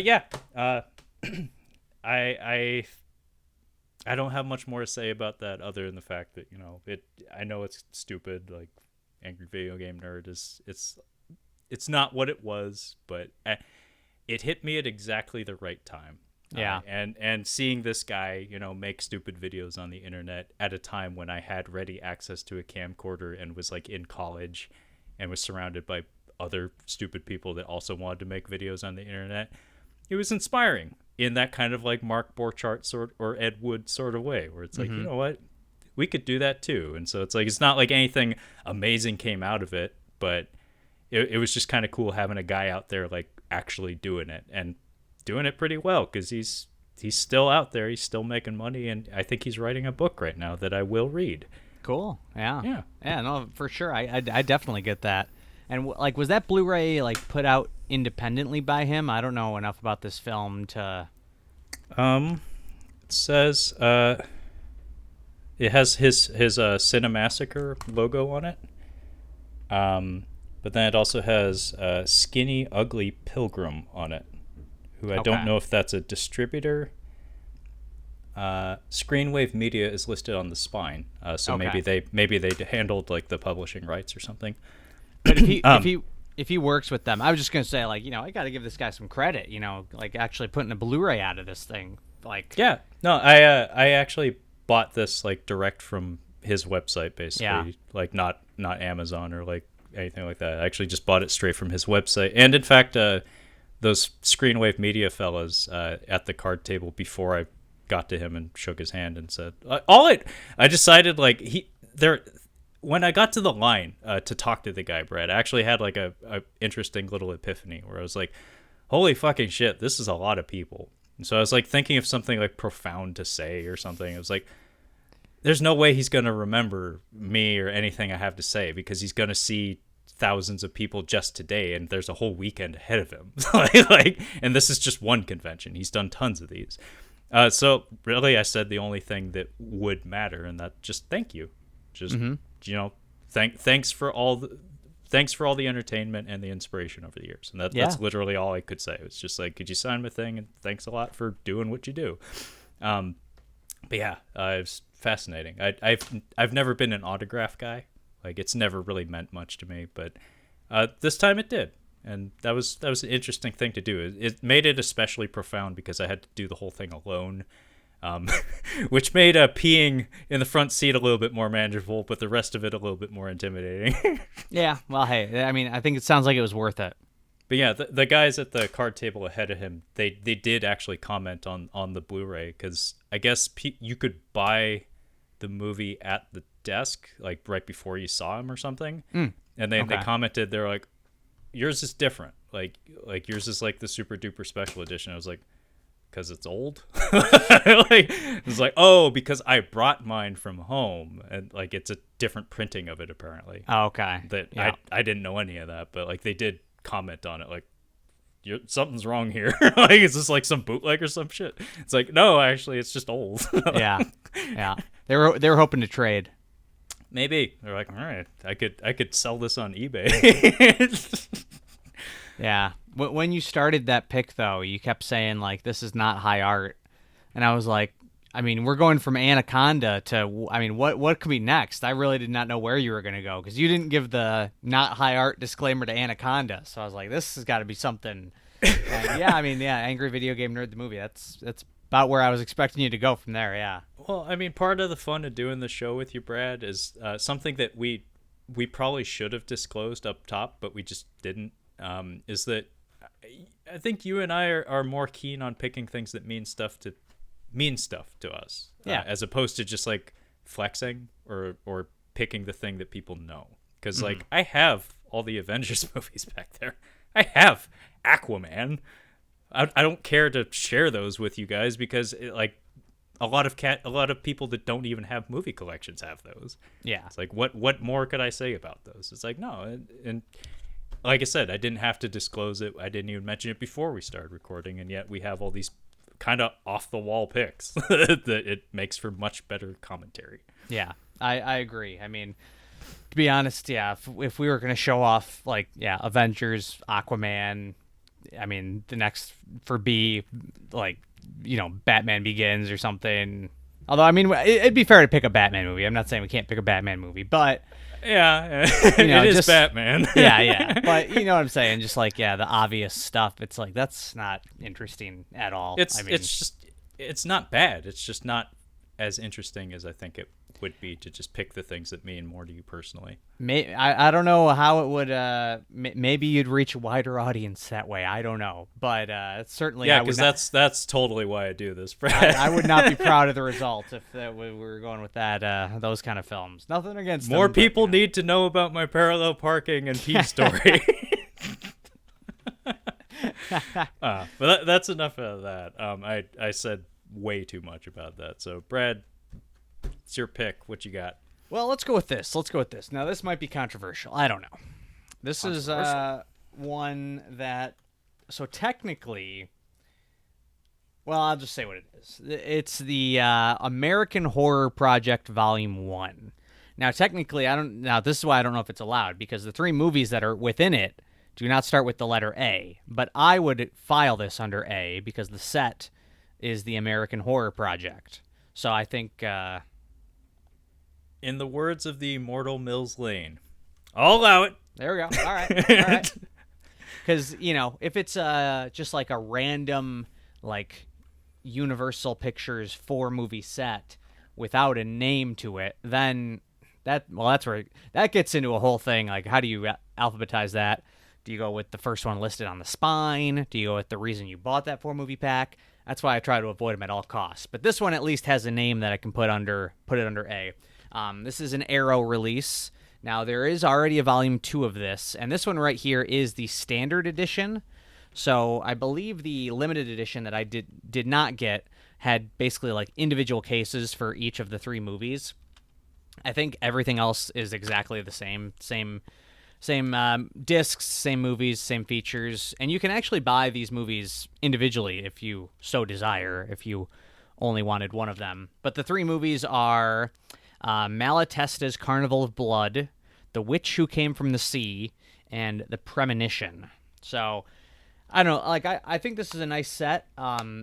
It's a little, like, kind of confusing, like, what the American Horror Project is. Like, I still don't really get it from Arrow. Like, with my recently purchased Vinegar Syndrome Homegrown Horrors set, feels kind of similar, but that one definitely makes sense. Homegrown Horrors, it's regionally made indie horror films. That makes sense to me. This one just says, like, here, I'm just going to read the first paragraph. I'm just going to read you what they say. It says, everyone knows the classic American horror films, Night of the Living Dead, The Texas Chainsaw Massacre, and A Nightmare on Elm Street, to name but a few. But we want to tell you a different story. A story of the unsung heroes of Stars and Stripes terror, films that have remained on the fringes of the genre, either through lack of availability or else sheer obscurity. This is where American Horror Project comes in. So, I guess it's just lesser-seen horror films that they're kind of just branding as the American Horror Project. But I've only seen one of these films, Malatesta's Carnival of Blood, which was an interesting watch. Very kind of surreal, dreamlike, and again, very, low budget, kind of a forgotten, like, 70s drive-in horror film.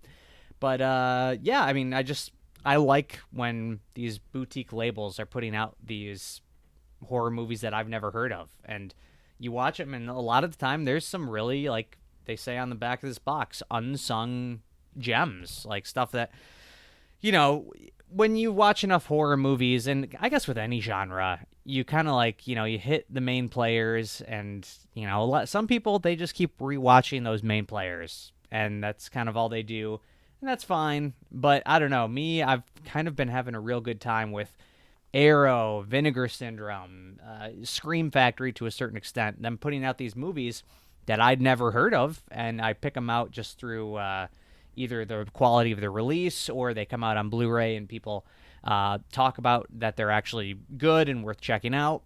And, it's a good way to expose yourself to more of these forgotten films. So, yeah, American Horror Project, Malatesta's Carnival of Blood, I would say I'd give it a fairly decent rating from what I remember. I do want to check out the other 2. Probably will hopefully get around to it soon. But, yeah, it's a pretty cool release. It's a pretty cool release. No, it's a handsome package, and it sounds like, I don't know, maybe your relationship with horror is kind of similar to mine with martial arts films. I was almost gonna say I would assume that's how you are in that way. Yeah, it's kind of like, you like to liken it to music or something. It's like you have your Rolling Stones, you have your Beatles, you have your Led Zeppelins, you have your big names out there. But if you listen to that enough times and you get interested in the art form enough, you find yourself starting to like dig for the also good things that maybe aren't as well known. And your personal palette is a very strange thing. Like, it's really interesting when you start to introduce new elements to it, because a lot of times you find that you do end up liking a lot of new things that get served up to you. It's just a matter of actually ingesting those things. Like, and I've talked to you so many times about like the early days, at least for me, in movie collecting, where so much of the fun of movie collecting for me was always the hunt. Like I really remember having to dig and like actually have to put in some fucking legwork just to get the movies that I was interested in, because they were known to me, but oftentimes off limits or out of reach. And it sounds like that's kind of like what a lot of these boutique labels are doing for guys like you, Brad, or it's just like they're unearthing these kind of like off the beaten path horror titles. It's like, you know what, these are actually very, very good. It's just they're not well remembered, or they're underseen or something. Yeah, for some reason they may have been shelved before they came out, or they were just dumped on video and just, you never heard of them, never saw them. And these boutique labels realize that they can, put out these movies, and, the rights to these smaller forgotten films are not going to be as high as releasing a really, well-known horror franchise, which maybe would sell more. But with these forgotten films, they can put them out on disc, probably to interview the people. I mean, we're probably talking chump change. They're probably begging for people to talk to them about these movies. So you can really do special features, do them right, and put them out in a really handsome package. And I love Arrow. Arrow's been doing a great job with that. In fact, I'd have to pull up their most recent releases, but there's a black and white Japanese horror film that they're putting out, I think, in September, and it sounds awesome. It's like a fairy tale-esque horror movie, but like looking at some of the images look genuinely very creepy. And again, like a movie never on my radar. Like I think they said first time on disc in the US, or maybe first release ever in the US. Just cool stuff like that. I'm all about it. Yeah, I mean, Arrow is not one of those publishers that I have a whole lot from, but they are one that, like, so many of the titles they announce, I'm like, man, I would totally watch that if only it was cheaper, and if only I didn't already have so many other fucking movies. But yeah, I'm continually impressed by their catalog. Like they get some really great stuff. And I will say this much: one of the few discs I have of theirs is RoboCop, and if they had fucked that up, I would have been sorely upset, because that is probably top 3 favorite movies for me. But no, they knocked it out of the park. They did a very fine job with it. But just based on the description, I was reading it while you were. I looked up the back of the box while you were reading the back of the box. Just based on the description, The Witch Who Came from the Sea actually sounds the most intriguing to me. Yeah. Yeah, it sounds like it's probably a little bit trippy, but I also just kind of like that title. Like, it sounds cool. It is pretty good, yeah. I think the main reason I started with the Carnival Blood one was just because it was the first disc in there. So, yeah, I definitely think I would probably. I mean, if they're at the same quality as that one, I'm very excited to check out the other two. And that Arrow release that's coming out that I mentioned, the Japanese film, it's called The Snake Girl and the Silver-Haired Witch. So I am pretty excited about that one. Okay, yeah, I'm not familiar with that one, but that's a striking title, for to say the least. Oh yeah. Yeah. Well, Brad, I think I'm gonna make this one my last pick, and then you want to do a speed round? That'll work for me. Okay. Well, what's it gonna be? Choose wisely. You know what? It's not exactly thrilling or anything, but this movie actually did mean a lot to me when I was very, very young. Younger than any of the other movies we've talked about, actually. Interesting. So again, this is a DVD, so take your Pepto-Bismol, Brad. But this is a DVD from Warner Brothers of the Adventures of Robin Hood. Okay. Starring Errol Flynn and Olivia de Havilland, who I believe Kyle looked up, and I think she was still alive until we did an episode on her. I remember that. Yeah. He has a thing about women from the 30s where it's they either die 5 minutes after their acting career dries up, or they live to be 100. And she was the latter. She lived a very long life, but and she also was in several movies with Errol Flynn. But we have not reviewed this film for Catching Up on Cinema. We did Captain Blood instead for Black and White Month, I believe it was. But this movie means quite a lot to me. I saw it when I was very, very young. It was one of my dad's friends or somebody. He also showed me Rodan, the giant red pterodactyl from the Godzilla movies. It was that movie and Robin Hood. The two of those came from that one guy. But this is from like 1938, I think, and it is in full color, very vibrant color for the 1930s. But it's a like an episodic tale of like all the greatest hits of like the Robin Hood legends. So you get to see like him fighting with bow staffs with Little John. You get to see him harassing Friar Tuck and then recruiting him. You get to see Guy of Gisborne and the Sheriff of Nottingham being shitheels because it's literally all they do. You get to see him kill a stag in the prince's forest and then drop the stag on their dining room table while they're eating just to say fuck you to the man because he's Robin Hood, goddammit. And like there's frequent breaks where it's like the story plays out almost like a serial, I guess, like a series of serials where there's actual like text cards that pop up in between scenes, like saying, and then a whole bunch of shit happened that wasn't very interesting, so we didn't film it. And that's from the late 1930s, so like all the acting is like, haha, like everybody's doing. There's too much joy in this movie to the point that it's almost absurd. Like everybody's wearing tights and everybody's like everything's big and acting. Like it's very over the top. But God damn it, Errol Flynn, you put a sword in his hand. I guess he wasn't an actual fencer, but he was a damn good athlete for back in the day, man. Like he could swang a sword, and there are some fantastic sword fights in this movie. The finale between him and Guy and Gisborne is a fucking astounding sword fight. Like nice. It is undercranked a little bit. Do you know that term, Brad? Yeah, I'm assuming that's they would slow it down while filming, and it would speed up faster when they played it back. It's what a lot of like action and martial arts movies do. Like Jackie Chan movies, they're undercranked. Yeah, for safety reasons, obviously. But it's kind of noticeable. Like movies of that era just kind of had that like herky jerk quality to them anyway.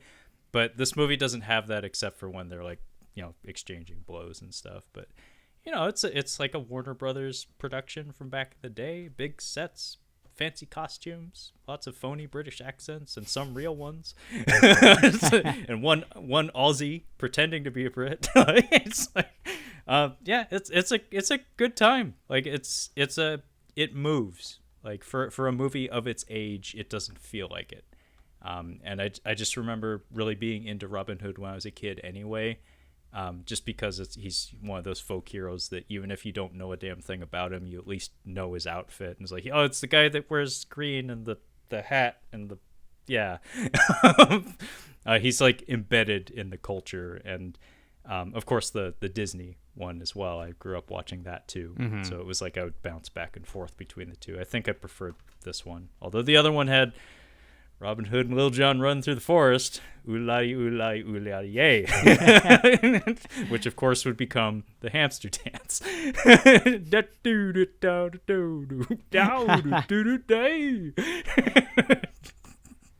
Yeah. I gotta say, seen this one, Brad? I have not seen it, but honestly, that's pretty cool that like at a young age you were watching a movie from that era.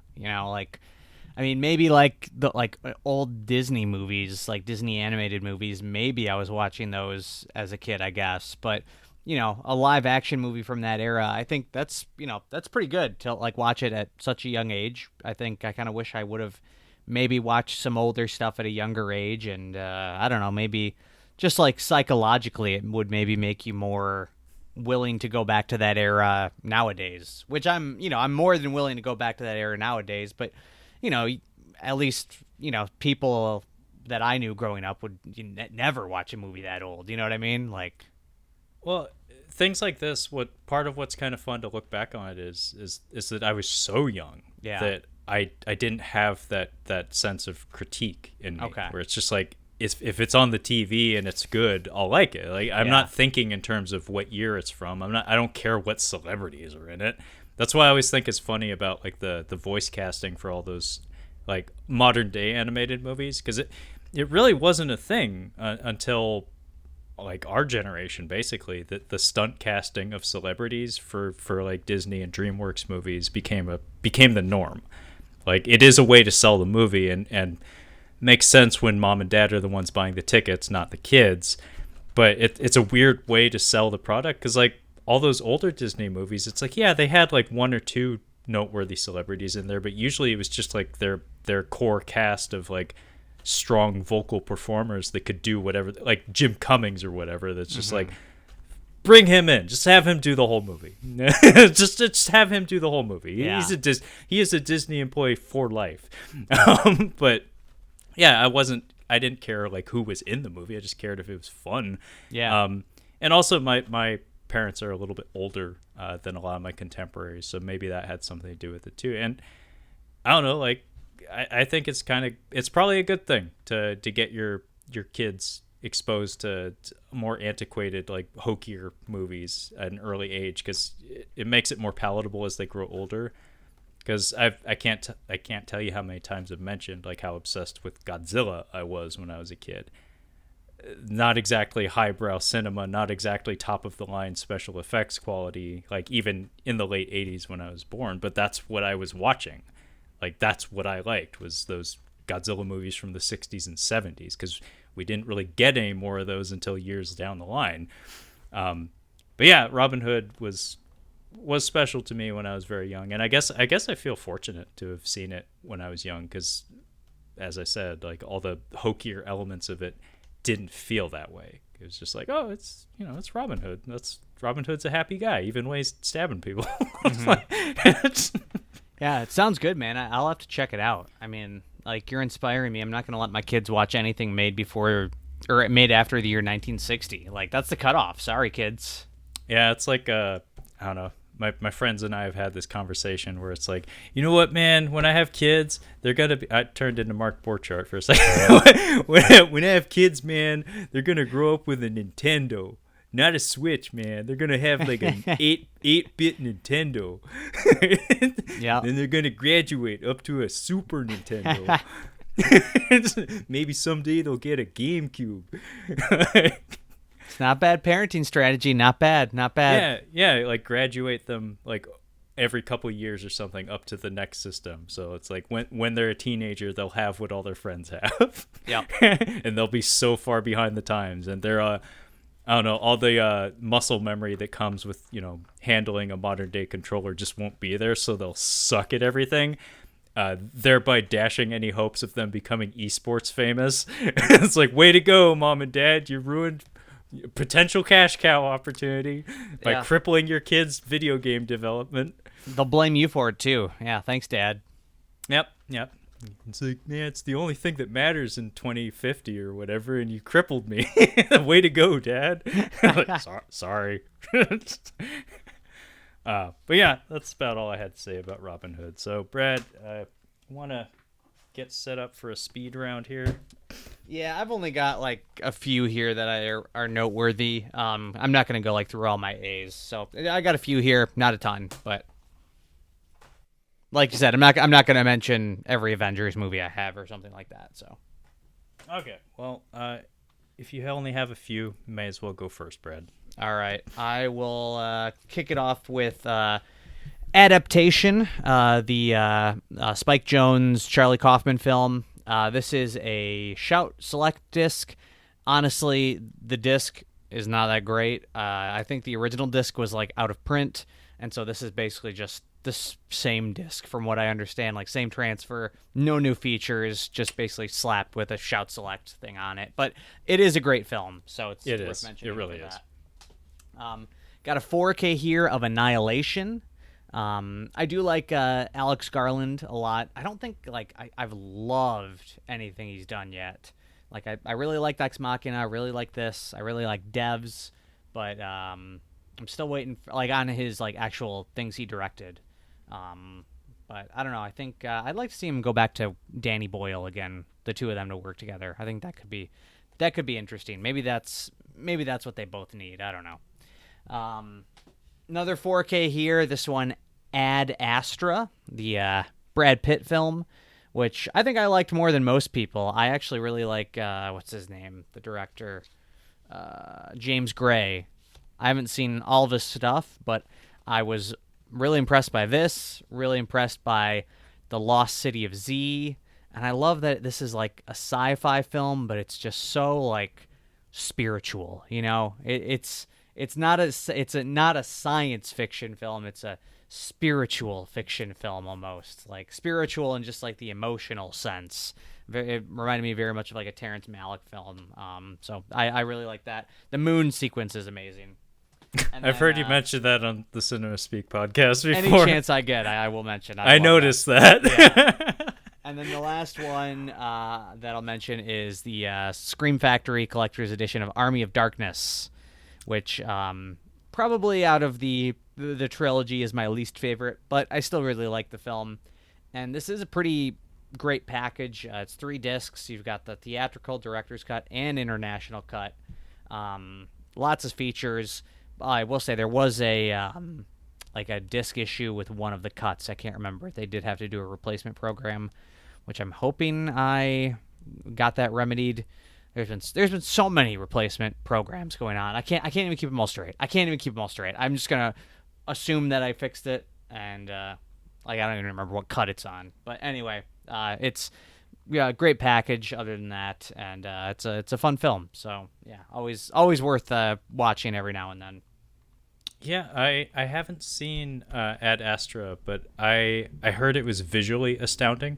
I did hear there's some hokiness in the story, like say what you will about that, but I did not know it's the same director as the Lost City of Z. Yeah. I'll have to tell Kyle that, because I don't know if he's seen Ad Astra, but that man has a space boner 5 miles long. Kyle pops hard for space stuff. Yeah. Especially hard sci-fi. And he loves the Lost City of Z.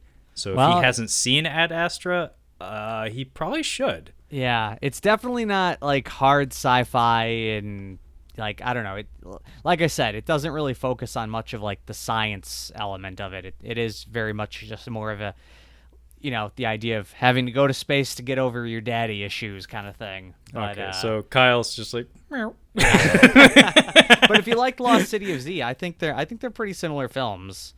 Okay. Well, he has told me numerous times that he really was impressed with Lost City of Z. So that's something I'll have to remind him, that Ad Astra does indeed exist. For whatever reason, I feel like that movie was underseen when it came out. It does seem like it, yeah. It doesn't get talked about very often. No. And I do want to see We Own the Night, which is another James Gray film. That one's got Joaquin Phoenix in it. I've heard there's a really good car chase in that one, so I do want to check that out. Oh, I think I've seen a clip from that. Is it in the rain? I haven't seen it, but I think I know the sequence you're talking about. But Army of Darkness, Brad. Quick, what's your favorite bit? Like favorite sequence, favorite moment, anything? Oh God. TikTok, TikTok, TikTok. Probably just the whole "this is my boomstick" sequence, I guess. Okay, mine is when Evil Ash. I don't even remember what precedes it. I just remember Evil Ash, who is of course portrayed by Bruce Campbell in makeup. Just his line delivery it's astounding, because I don't know how many takes this took. They probably just did one take and it's like, we're done, no more takes needed. You nailed it. It's just him going, oh. I think I know what part you're talking about. I remember that. He's appalled. He's just like, oh. It's like old woman clutching her pearls, but it's Bruce Campbell in zombie makeup. Yeah. See, out of the 3, this is definitely my least seen of the 3, because I feel like the other 2 are good like around Halloween time. I want to watch them, and this one's not really like a Halloween watch movie necessarily. So I kind of like, sometimes I'll just watch the first 2, and I never swing around to Army of Darkness for some reason. But it is a lot of fun. I do like it.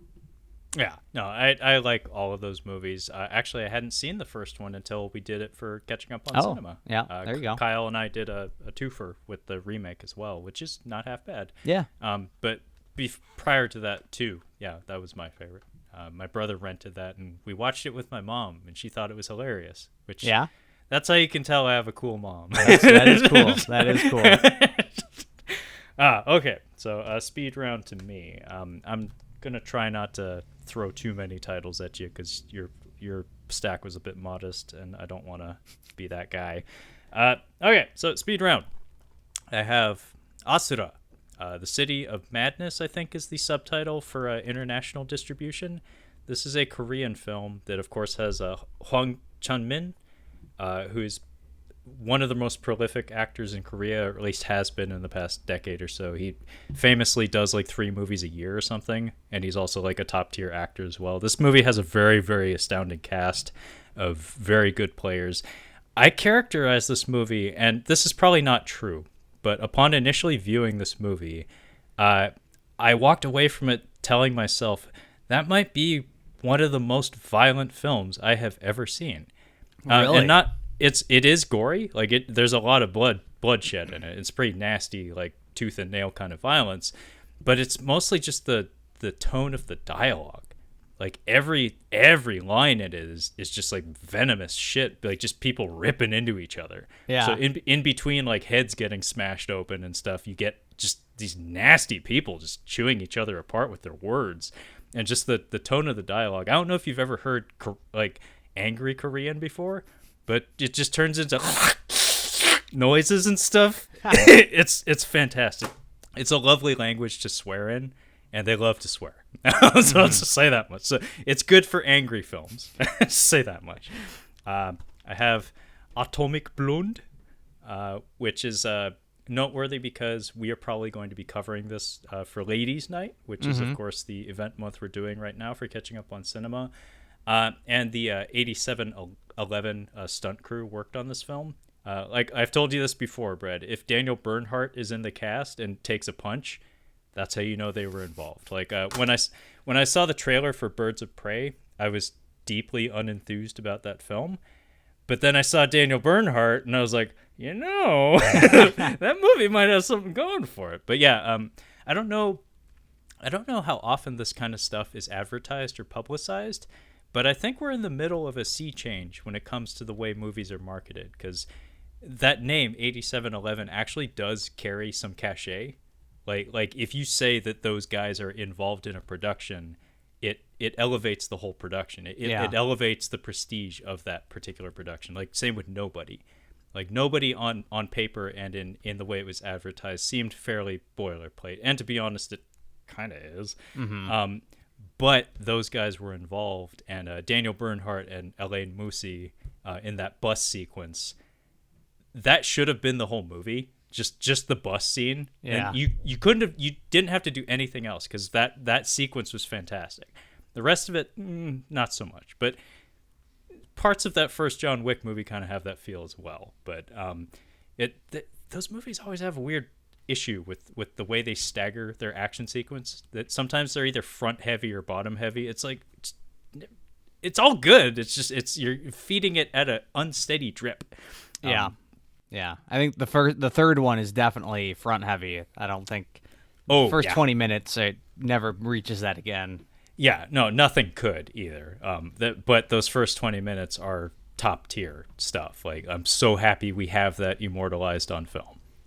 But yeah, anytime, like I want to say that we're going to enter a stage where choreographers and stunt teams and like second unit guys start to get more credit when it comes to advertising products, because like that Extraction movie, which I still haven't fucking seen because it's a Netflix exclusive and I don't have Netflix, it's directed by Sam Hargrave, who is chiefly known as a stunt coordinator, and that was a film directed by a stunt coordinator. And Chad Stileski, stunt background, second unit guy, choreographer. Now he's heading up one of the biggest action franchises of the past decades or so. I think we're going to see this as a trend moving forward, where people other than directors and stars start to, like people behind the scenes, start to be used to promote things. Yeah. But I also have talk about basic kind of shit. Avatar. But this is the super duper extended Blu-ray collector's edition, which is 16 minutes longer. It's like the 3-hour cut of it. None of the added material is good. In fact, I was really disappointed. There's a whole hunting sequence where they take Jake Sully, they take him hunting, and the music that they play over that scene is reused. Like they didn't bother to compose an additional piece of music for it. So it feels janky. Like if in an absurdly expensive looking film, it feels a little jank. But yeah, none of the additional content is really all that worthwhile. But This was one of those movies that kind of like my Dark Knight trilogy set back there, the one with the Hot Wheel in it. I probably would have just bought it the day it came out on Blu-ray, just because it was like 2009 or something, and I had a Blu-ray player for 5 minutes by then, and anything visually astounding was going to find its way into my collection at that point. For fuck's sake, the first Blu-ray I ever bought was Iron Man 2. But this one, I remember I heard about it and I held off for like a year or so before I picked it up, just because I heard there was an extended edition, and it ended up being more expensive for nothing worthwhile. So good job, Trevor. I have cheating a bit here. So this says loud and proud on the cover in English text, Tomorrow's Joe, but the Japanese title is Ashita no Jo. Same meaning, but there's a poster you can't quite see, but it's right here. That is actually from this anime, and this is just the movie version of a extensive television series that's about boxing, and I love boxing. At a certain point in my life, I've really loved anime. This is actually from like the late 60s. Oh, wow. It's very old and massively influential. I guess it was so popular that one of the characters died, and they actually held a funeral service in Japan for him when he was killed off in the comics. Really? It was a big fucking deal, and a lot of tropes and a lot of like plot elements from this manga and from this anime get recycled a lot today. It's massively influential and very, very good. I have Action Jackson, starring Carl Weathers, and like Carl Weathers to me has always been that guy that should have. I love Carl Weathers so much, and apparently he's done a lot of really cool shit that I haven't seen. And I'm one of those few guys who has seen and owns a copy of Action Jackson, which is a good thing. But I haven't seen him on Arrested Development. I think it was you. You told me he was hilarious. He's really funny on that show. Yeah, his whole bit of playing himself and he's like a cheapskate is amazing. See, that makes me so happy because I've always really loved Carl Weathers. Like he's brimming with charisma. Like he captures your attention anytime he's on screen. He delivers every time. It's just he didn't get that many mainstream roles. But it makes me really happy to know that he did that and he was funny. Like he was well utilized as a comedic character. And then I guess he's on The Mandalorian, which I also haven't seen. Oh yeah. I guess he's had a bit of a resurgence with that show. I mean, people are loving him now because of that. Yeah, it's kind of weird that we have the Creed series probably entering its third and final chapter, and unfortunately, his character's not allowed to be in it because he's too old and he's dead. There's got to be some dream or some vision in the next one. Like, they got to get him in there. Now that he's on Mandalorian, they got to squeeze him in there somehow. I mean, strike while the iron's hot, man. Like it makes sense, but I don't know how you would do a flashback scene with Carl Weathers at the age he's at now, and Apollo Creed when he's supposed to be like in his 30s or younger, because he was not an old man when he died in Rocky IV. Yeah, no. Yeah. They'll probably try though. Michael B. Jordan could get hit and he like dies and goes to heaven and sees his dad. Yeah, I mean, what they'll do is they'll like CGI the fuck out of his face to the point that's like, did you actually need Carl Weathers? Like, if you're going to mangle him that badly, did you actually need the man? Just pay the fucking licensing fee. Yeah. Like, just ask to use his face. Like, he's like, all he has to do is show up, talk into the microphone, hopefully do a good job. He doesn't really have to. You can fix that in post too. Yeah. But yeah, I've always really liked Carl Weathers, and this is one of the very few semi-mainstream action movies that he actually got to himself. It's not like Predator or something where he had to like share the screen with a bunch of other beefcakes. And it's a fun one. You get a kickboxing Craig T. Nelson as the bad guy. Really? Ooh. Like really badly doubled, by the way. Yeah. Like they do a lot of like behind his head shots of just his legs flinging all over the place. It's like, I don't think Craig T. Nelson. I don't think Coach is that limber. No. But yeah, it's a solid 80s action movie. It's fine. It's not astounding, but real quick, I'm not even gonna go into too much detail about any of these, but I hinted at this. Also, my Keyway energy drink here. I did mention I had an actor and a director who I owned an unusual number of titles for, and the actor is, of course, if you couldn't figure it out by now, Scott Adkins. I have, Jesus fuck, 6 movies starting Wow. with A, featuring Scott Adkins. That So is I'll a just- lot. 6! That is a lot. 6 A movies! What the fuck? So I'll just run through these real quick. I have one of the very worst movies I have on my shelf, American Assassin. I have one of the better Scott Adkins films, and one that he produced and had quite a hand in getting off the ground, Accident Man, which is an exceptional Scott Adkins film. It brings together a lot of frequent players in his more recent filmography, including the choreographer Tim Mann. And I think it has a sequel due out soon.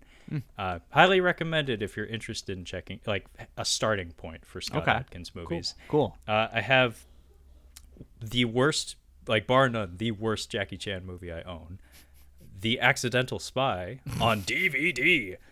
Neither of these women are in this movie, by the way. Oh, really? Apparently, this is a studio hack job. I don't think the original Chinese version of the film is any good either. But this is a Dimension Films cut, so similar to Legend of the Drunken Master. They they rejiggered the edit of this a little bit, to the point of incomprehensibility. And yeah, neither of these women are in the movie. It is an anemic action film. There's like one decent action beat, and the whole fucking thing involves a bus, not acrobatics, a bus.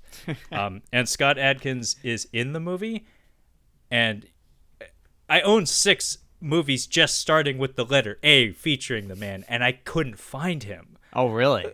Yes, I know what scene he's in, but I was like maybe like the side of his head was in the shot for like a second or something. It's a blink and you'll miss it thing. I think it's his first screen credit.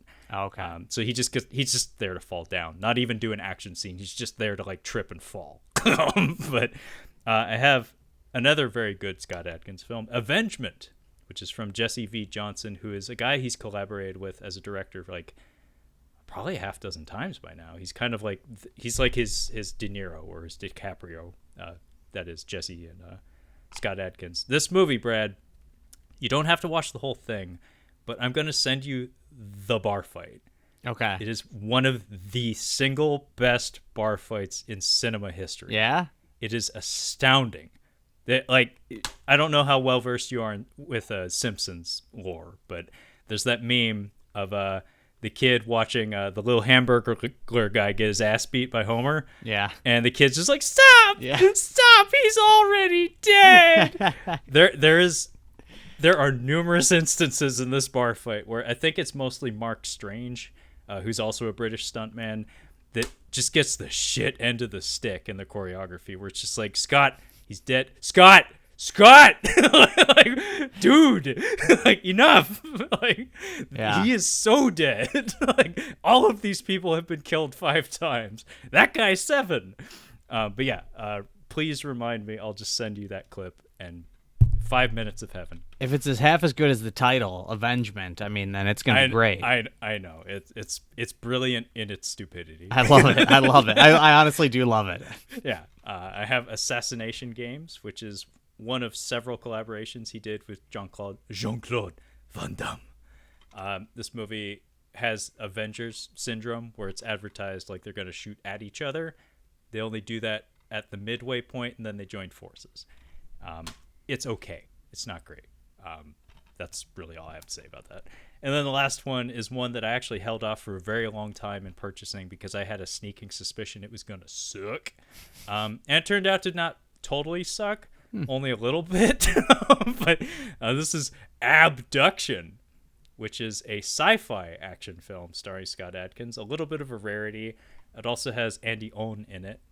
But the fun trivia factoid of this is that this is a Roger Corman production. Really? Interesting. Yeah. Scott Adkins, the king of direct-to-DVD action, found his way to Corman Studios. That makes me so happy. That's like, you know, if you're going to fart around in the industry long enough, you may as well work for the man, like the guy. Yeah. And another curious element to this is that there is a producer's cut and like a standard cut of it.